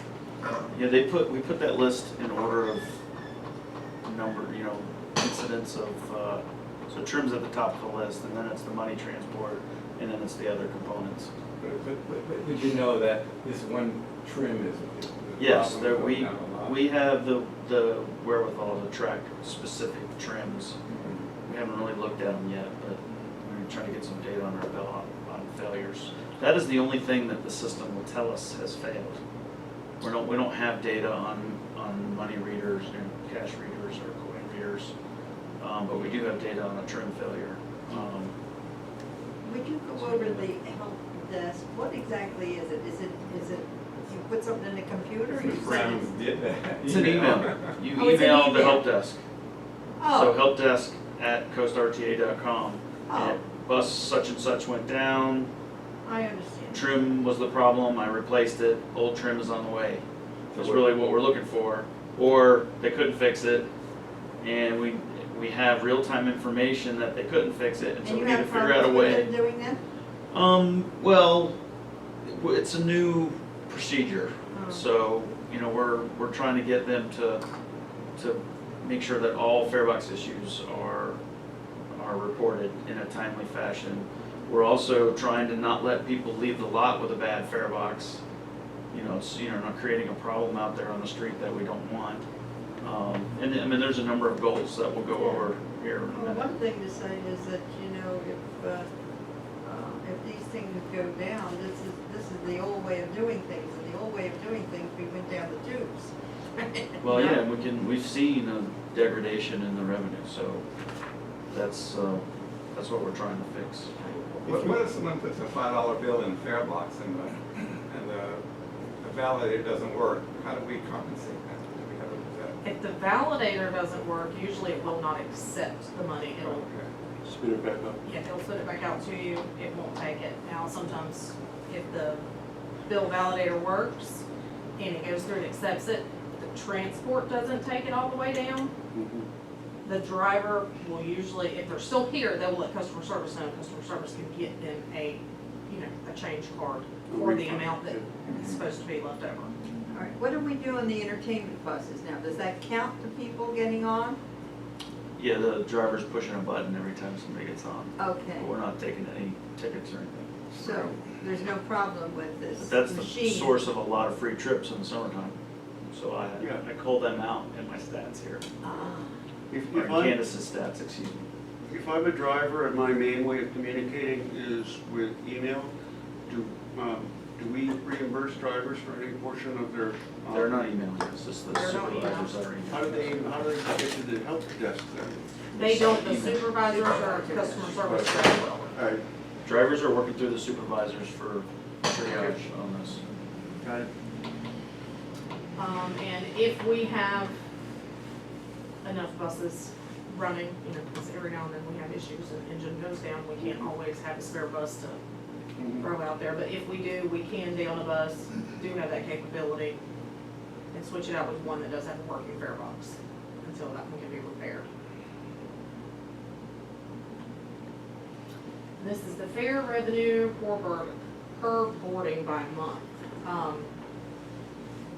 That is the air show that Brian was talking about, and SC Works revenue that came in February? Yeah, so you're looking at FY 17 in blue. Can you see the differences between those? Which is the top line, not SC Works revenue, not the big spiky, what is the middle line? This is 2 years ago. Okay. This is now, and this is last year where we had the SC Works revenue Yeah. sort of augmenting our fare box recovery. So this number is kind of an outlier. It's kind of odd that these two numbers really parallel Yeah. each other. I would have thought there'd be a little bit more inconsistency between the two. But it's basically a 15 to 20% reduction in per boarding numbers. And why haven't we closed the gap between last year and this year yet? It looks as if we're not only not closing, we're almost identical to where we were last year. You mean here in May? Yeah. Well, In April and March and February. this is 2 years ago. This is this year. Oh, This is okay, I last didn't year. hear you correctly then. Well, that's okay, this So- year is still lower in revenue every month. Yep. So you're right, we need to start narrowing it, so, Why? Yeah. I don't know, we're working on it. So, I have some real numbers to show you. I mean, there's a lot of,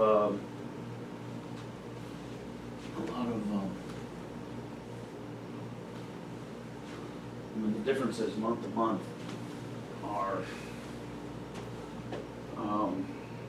pretty staggering in terms of the number of the percentage of free trips for the month. We're still trying to figure out what happened last month in Yeah. April. I'm not sure I necessarily believe. Some of that might be the car show, no, that would be March. Yeah, that's March. So what I did, these numbers have Oh, I see. have free trips taken out based on, this is entertainment shuttle numbers, Yeah. that's Hurricane,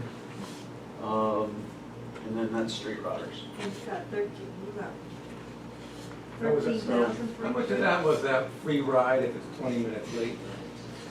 Well, we don't have that information for you today. It was looking good in the winter months. January is a little bit of a hiccup. We don't really have an explanation today on what happened in April. There could have been a little post-State of the Coast rebellion, because we're trying to, I think from a driver's perspective, it's a lot easier to operate the bus if I'm not taking a fare. Good grief. But it wouldn't be to that level. We didn't have any exorbitant amount of trim failures or fare box recovery No. and fare box downing. So there could have been some late buses. The bridge closure could have sort of started taking a hit there in April when the traffic starts, ramping up for summer. That could have had something to do with it. So then that would be our late bus. On the spring breakers coming Option. in, campers.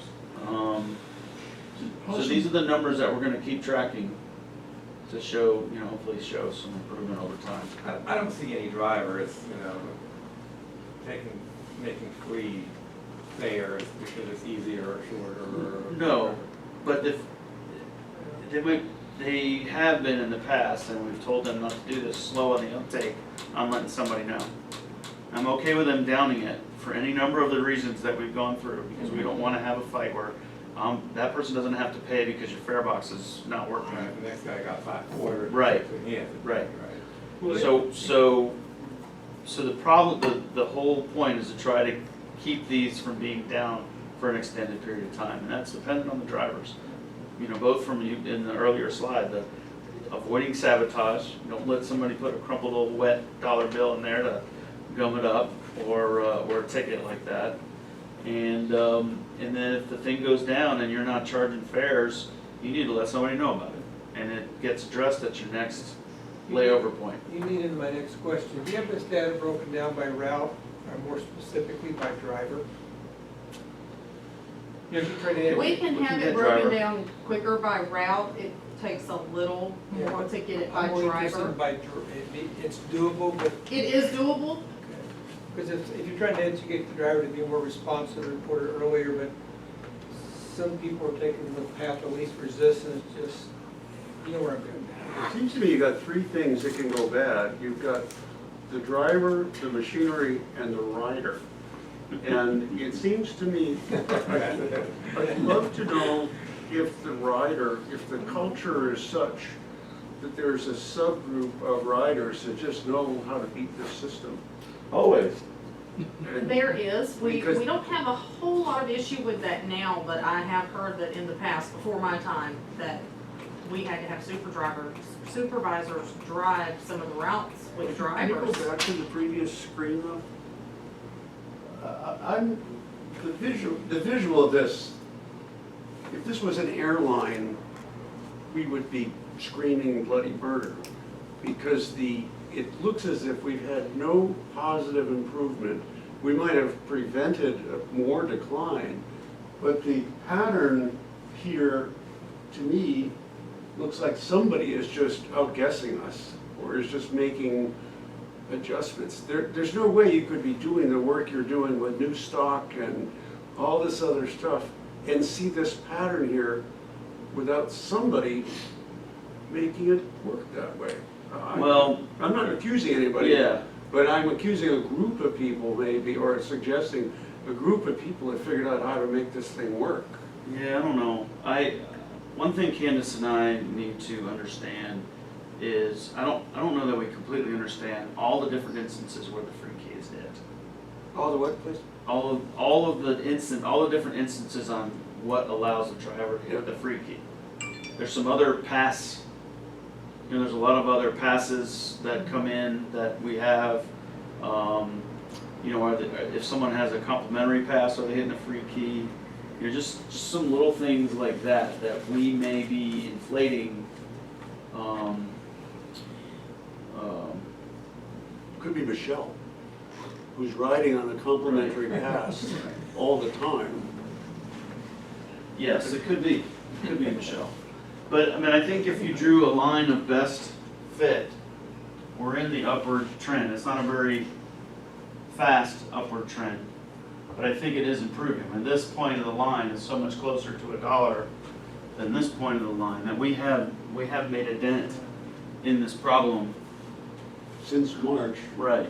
I think the main reason for having such parallel lines is that the ridership is basically the same. And our ridership has been 6 to 8% higher every month, and we're just not generating the same amount of revenue. Say that again So now? the denominator here is number of rides, number of boardings.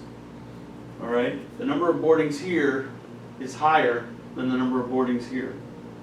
How could that be? Why do you say when the line is lowered? Well, it could be more transfers. It could be, there's any number of things that can push the number of boardings up. But the slope of the bottom line is almost identical to the slope of the middle line. The increase from March to May is almost an identical increase. And the previous year, we were higher point. I gotta believe that this chart is wrong. I was on the shoulder. If, I'll look at it. yeah, if I'll look at it. what we're doing is as good as it sounds, I have to believe we've got our colors mixed up. Yeah, well, I know that we were doing, I mean, well, let me think about this. When did SC Works start? October of 7. I'm not paying August attention of to the 17 works through at all. December of Well, what I'm 18. getting at is there's August. some, August of 7. August of 17? Yeah, August of 17, August 14th, 2017. So that right there is got a little bit of SC Works in it. And it continued through where we started pulling down the money faster and pulled down a chunk of money in February of 18. Yeah. So that could be some of the difference. We were just getting additional revenue under SC Works. But you've broken it out in a separate line, so it's not contaminating. We haven't broken out SC Works. Well, it's the top line. Well, it's the end of it is at the top line, but the beginning of it started here. So that's the difference. So let me redo this chart with the SC Works revenue taken out of it. Yeah, 'cause it was through And December. let's see what it looks. And I bet we have some crossing Okay. of the lines. You know, I'll tell you one other thing, and I've mentioned this before, and I don't know if I've mentioned it to Ms. Brown, but there is a certain amount of double transfers going on. Sure. You know, somebody gets on the number 1, they buy a transfer, they get off the number 1, say, oh, I need a transfer. And then they transfer to the 7 and 15 or the 10 or something. So, I mean, sometimes I try to watch, but then I can't remember who's who, you know, or I'm. And we could get some numbers on that. We could see what the incidence of transfers has been. But you're right, I mean, that's 2 boardings at 25 cents. Right. Which would bring your number down. And only 1 boarding at $1.50. Right. But breaking it out by route gets you closer to understanding if it's the people that are driving this, because the people are taking the same routes. The drivers are not. The drivers are mixed up, or at least according to what Brian said, they rotate. But the route would tell you where the offenders are. To a point, it definitely would if we had the same bus driving the same route every day. Which we don't. But we don't, the buses. If you had that though, then it could be either the machinery or the rider. And because you mix the buses and you mix the drivers, the only denominator, the only thing left are the riders. I think you're focusing on the slick willy riders who can game the system. I still, without being too accusatory, I'm not convinced that all drivers behave and react the same. It's hard to get the data, and I don't want to call it a wild goose chase. The Hawthorne effect, I just let all drivers know these numbers are unacceptable, we're looking at everything. I put all the drivers on notice, we're looking at that. I wouldn't accuse any John Doe driver by name, but every one of them know we're looking at stuff. Yeah. And To me, the most important data, I mean, is looking at that per boarding rate, although there's a lot of other factors in that. But then let's analyze when there are problems. So we need the supervisors, to say the problem was fixed, and so we have very short repair time for that. But let's follow up and see how long it takes to get other types of repairs done. And then I think we also need to put in the help desk the cause. Why did the problem occur? Was it just a malfunctioning component? Or was it a subject of sabotage or any number of other things, so we can start getting a little bit of a handle on that? Somebody jammed in a bad bill, and so we can add that to the help desk ticket and start keeping stats on the reason for, there's a loss of power, that's a more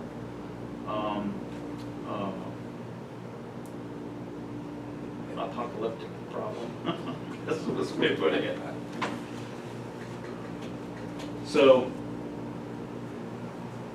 now I do think that is SC Works. Let me pull SC Works out of there and see what happens with those lines. Okay.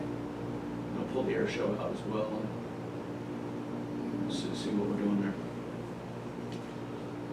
Okay? Mm-hmm. And so then we just have one more slide. you know, this is our objectives for going forward.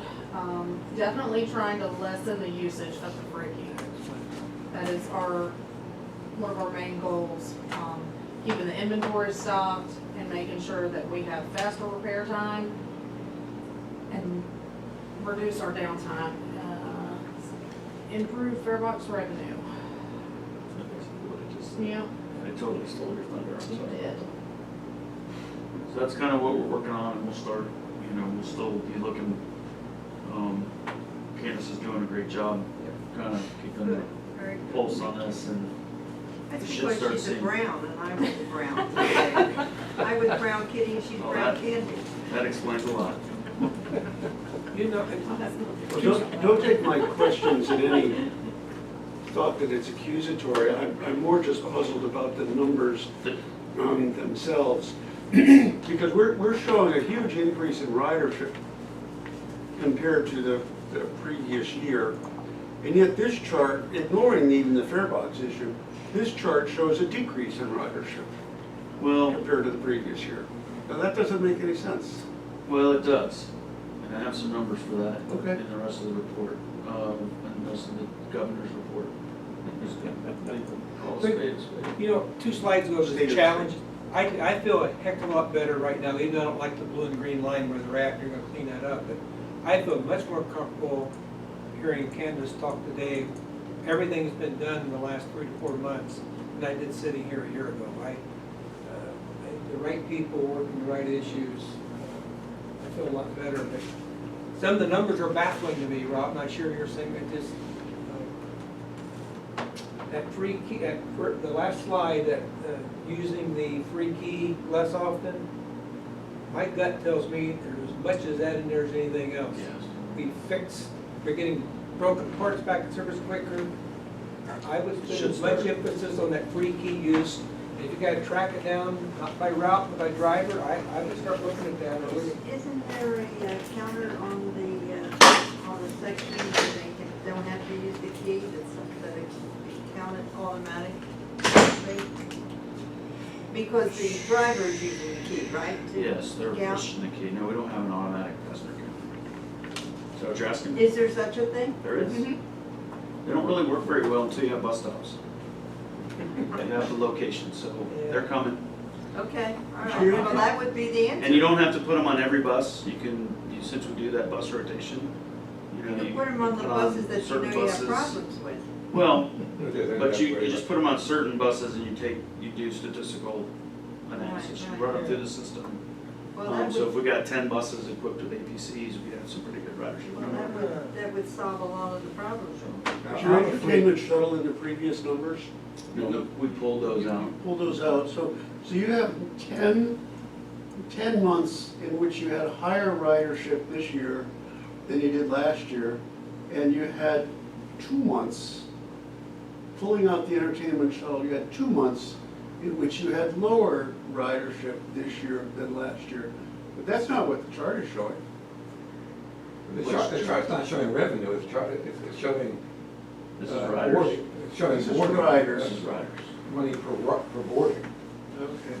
This is riders by route. So this is Previous- annual ridership. This is the beginning of addressing some of the The transportation. previous chart was revenue? That was revenue over boardings. So it was Per boarding. yes, so it's revenue divided by boardings for each month, for the whole system. You want to pull that up again? So it's showing the 85 cents. If the riders are up, the revenue's Boarding was down, you're gonna look going bad. Boarding was going up, and revenue Could be going up at a lower rate.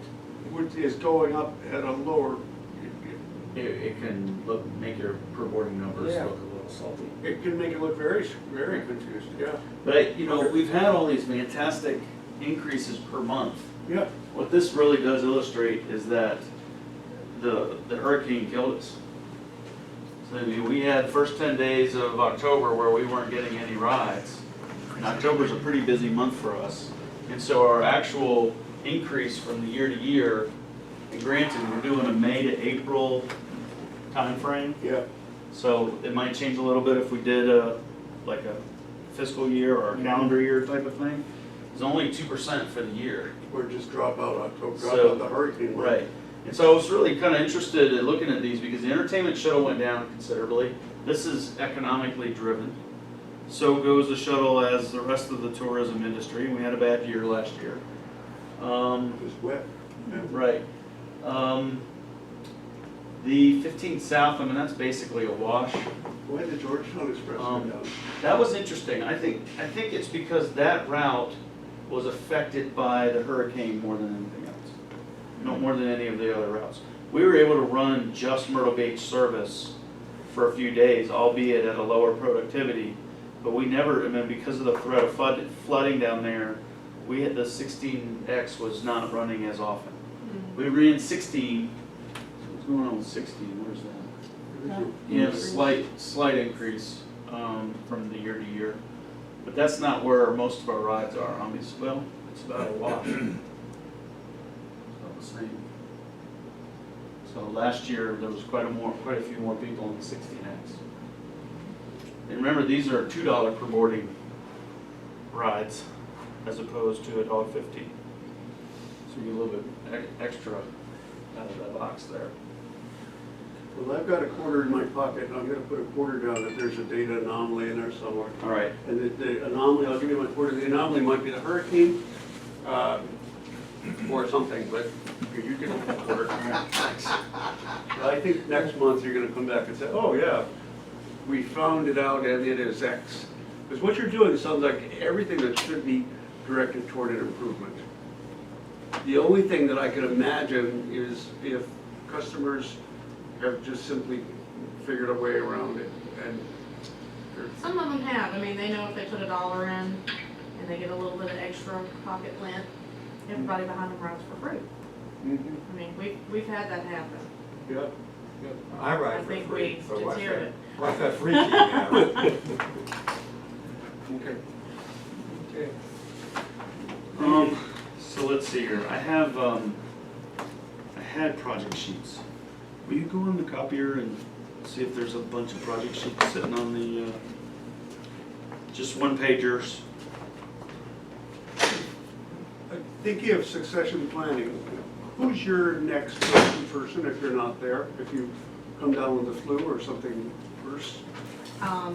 The nighttime mechanic, as far as being able to diagnose and repair the Have issue. you got anybody trained on the daytime shifts so that if you were off for some period of time, somebody would be able to cover during the daytime? Awesome, thank Well, you. we have Tom A, he's the backup on that. Okay. So you take one. Rob, can I get a ride home with you? Yes, and then. Not have to leave. No, I'm perfectly fine. So this, I'm almost done here, but I don't want to say a lot about this, but it's been a while since you've seen one of these. Project report. Lights on here? I will in just a minute. Bernie, pay attention. Yeah. Ernie asked about our relationship with Brunswick County. So let me just address that, because I have a quick thing to show you. We could do it next week. Next week. Thank you. This is Bernie. I'm in a hurry, I'm in a hurry. Well, I'm in a hurry about Brunswick County. I don't like to remember it that much. Thank you, Fran. Wherever she is, she's gone. You were Try to find it. and I get Yeah.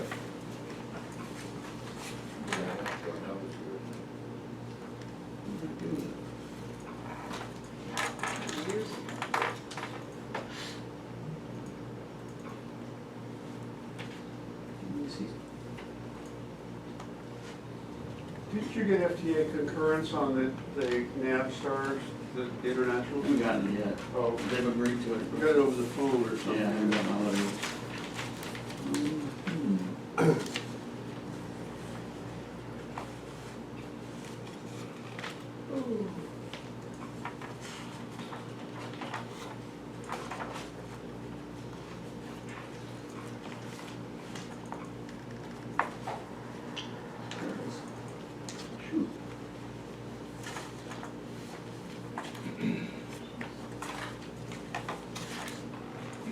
ambitious GSATs has been the, all those slides last night. GSATs, Friday, tons of stuff. Did you read all that stuff? I did not read them. They, I've got the package, I just haven't read it yet. they should bring forward the approval of our grant application for 2 transits Okay. at that meeting, because it passed the staffing, the committee staff. All right, what are we getting from this, All right, what I wanted to show you here is, this is a letter that happens every month, every year from the COG, from GSATs, to us in Brunswick County. So this is our annual allocation that comes from the feds, and they tell you how much of it goes to North Carolina, how much of it goes to South Carolina. And so then the COG breaks it up, they're taking their 5% across the top. And so then they do the adjustment for us and for Brunswick County. So a little bump. This is normally 1.48, something like that. So we had about $150,000 bump. And so where I was expecting like 1.25, we got 1.42. So we got a little extra money in the coffers for 5207. But You can pay off the bank. yeah, we got to pull it down first. But this is the money that we're protecting on an annual basis for North Carolina. And because GSATs is taking this money off the top, I'm leaving it up to them to manage Brunswick County. Now, we have a role in that, where if they have a project, we get to review that project and make sure that it meets regional plans, it's been coordinated with us if it needs to be, those types of things. You're saying if they get their 5%, they should do some work for it. Exactly. I questioned their 5% when they were here a few years ago. And I said, what do you do for the 5%? And they told me nothing. We get a tip. We got a transportation improvement program and a long-range plan, which I helped write the transit element. They're using it for salaries. But they do have someone on staff now. Her name is escaping me. Elizabeth Tucker, thank Didn't you. we have someone from them years ago? Yeah, we had that guy that moved to Hawaii. Yeah. They gave us Yeah. a man. Yeah. We had Edward Stark, he moved to DC No. in no, my it wasn't- time, and he no, was it pretty wasn't. good. Yeah, Not with- before him, there was a woman before him, Lindsay something, and then there was a guy that took a job in Hawaii, and then there But was he, Edward but Starr. he was in place here in the office, wasn't he? Oh, no. Well, he was here at meetings all the time. I'm not At sure. Well, board they- meetings. The MPA was here last week for our Yeah, facility yeah. meeting, and there is some opportunity for them to help us on certain projects. He was hired by us. But obviously, the biggest thing for me is let them deal with Brunswick and get their grants. Now, Brunswick won, I think Brunswick will be on the list on Friday for a small grant to buy a vehicle under 5310, not under 5307, which is where our money's coming from for our 2 vehicles, which is good. They're starting to get into the process. We have, including this money, it's close to $700,000 being protected for North Carolina, with about 90 to 100 of it that is in the FY15 category. So you get a year plus 5 to spend it. So at the end of next fiscal year, in September of 21, those dollars will sunset. So if we get to that point and they don't have a project, then I'm gonna lobby for us to be able to spend those dollars, because we don't want to give them back to the feds. Do they have a system running? They do have a system that's been predominantly rural. Right. The urbanized area is really confined to a little piece of Shallotte Right. and out the beaches, like the first, I think out to Holden is where they're urbanized areas. So they don't have a lot of service into the beaches. They advertise at doctor's office, where you have your hearing examined and all, because I found their papers there when I was up there. And, but they said they weren't on time and like everything else. So my question and my concern was, are we doing anything for them and not being compensated or not being, we're not doing work for them? I think no, we're not. But when we started, we weren't getting any money out of this. first started. Right. We weren't getting anything. I mean, if they were to want me to do something, then we would ask to be compensated. And we have no downside to being their recipient? I don't think so. I mean, Is that woman still in charge? the issue which we went into finance committee a little bit is the way FTA works is they use old money first because they don't want to give any money back to Congress ever because then Congress will lower their future budgets. So that creates sort of a mess on paper. They essentially have to have two sets of books where they're keeping track of our region and what we are saying we're using for funds, so that when those FY15 funds do sunset, I want the opportunity to spend them before they go back to Congress. And who's to say But it that created a makes problem sense? for us. It created a problem for us because in our grant, we couldn't do a budget adjustment because we were trying to take 17, 18 money out of PM and put it into a 15, 16 line item into operating. And so that just made trams blow up. So that created a problem for us. So FTA recognizes that. I don't know that they're willing to change their operating procedures, but they are now pushing through a new grant for us as a Is the result of same this. woman still in charge? Yes, Ms. Taylor, Dr. Taylor? She's talking about Brunswick County. Brunswick Oh, County? Brunswick County, Yvonne? Yep. Very fond of that. Okay, do you Because have we were more educating for your her on GM things report? Yeah, that was years ago. Yeah. I don't, hopefully I addressed everything on I think we had everything. the Brunswick County. Was there, it's really gonna go through the MPO. Yes, I am looking at you. That's all I want to know.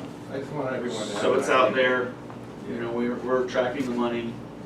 And do you have anything for the GSATs meeting on Friday that you in particular want me to? Just vote yes for us getting our buses. Right.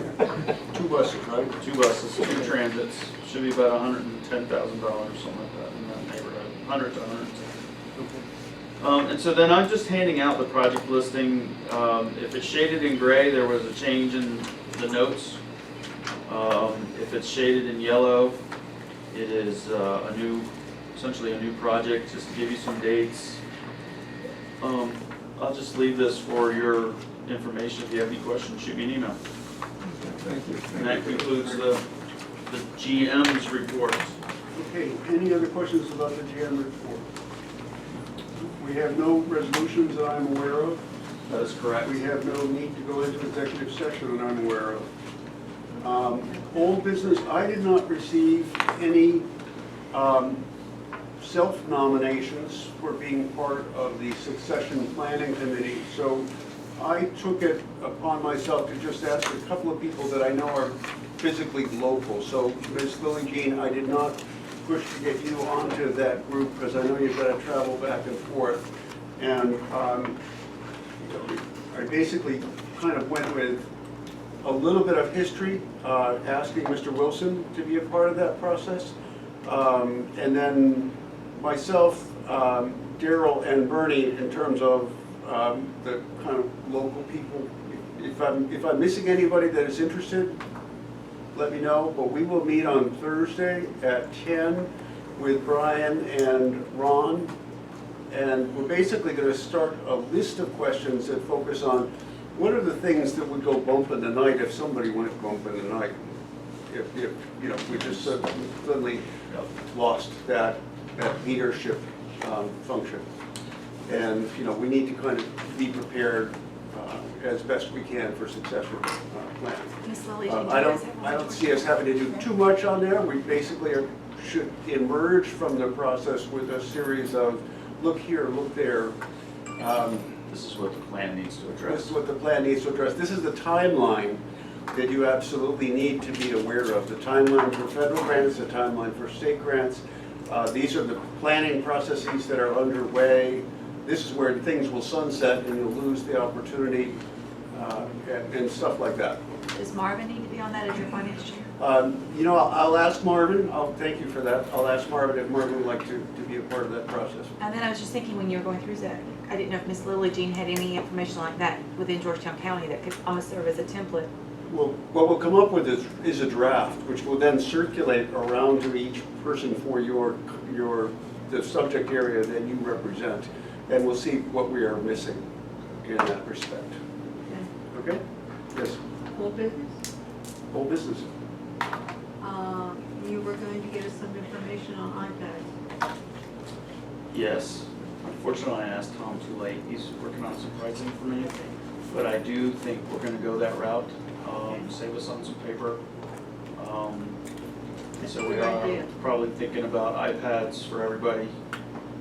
They won't come with the data plan, but they'll be usable anytime you're within earshot of internet. And then, so all of your paperwork will be on the iPad. Good.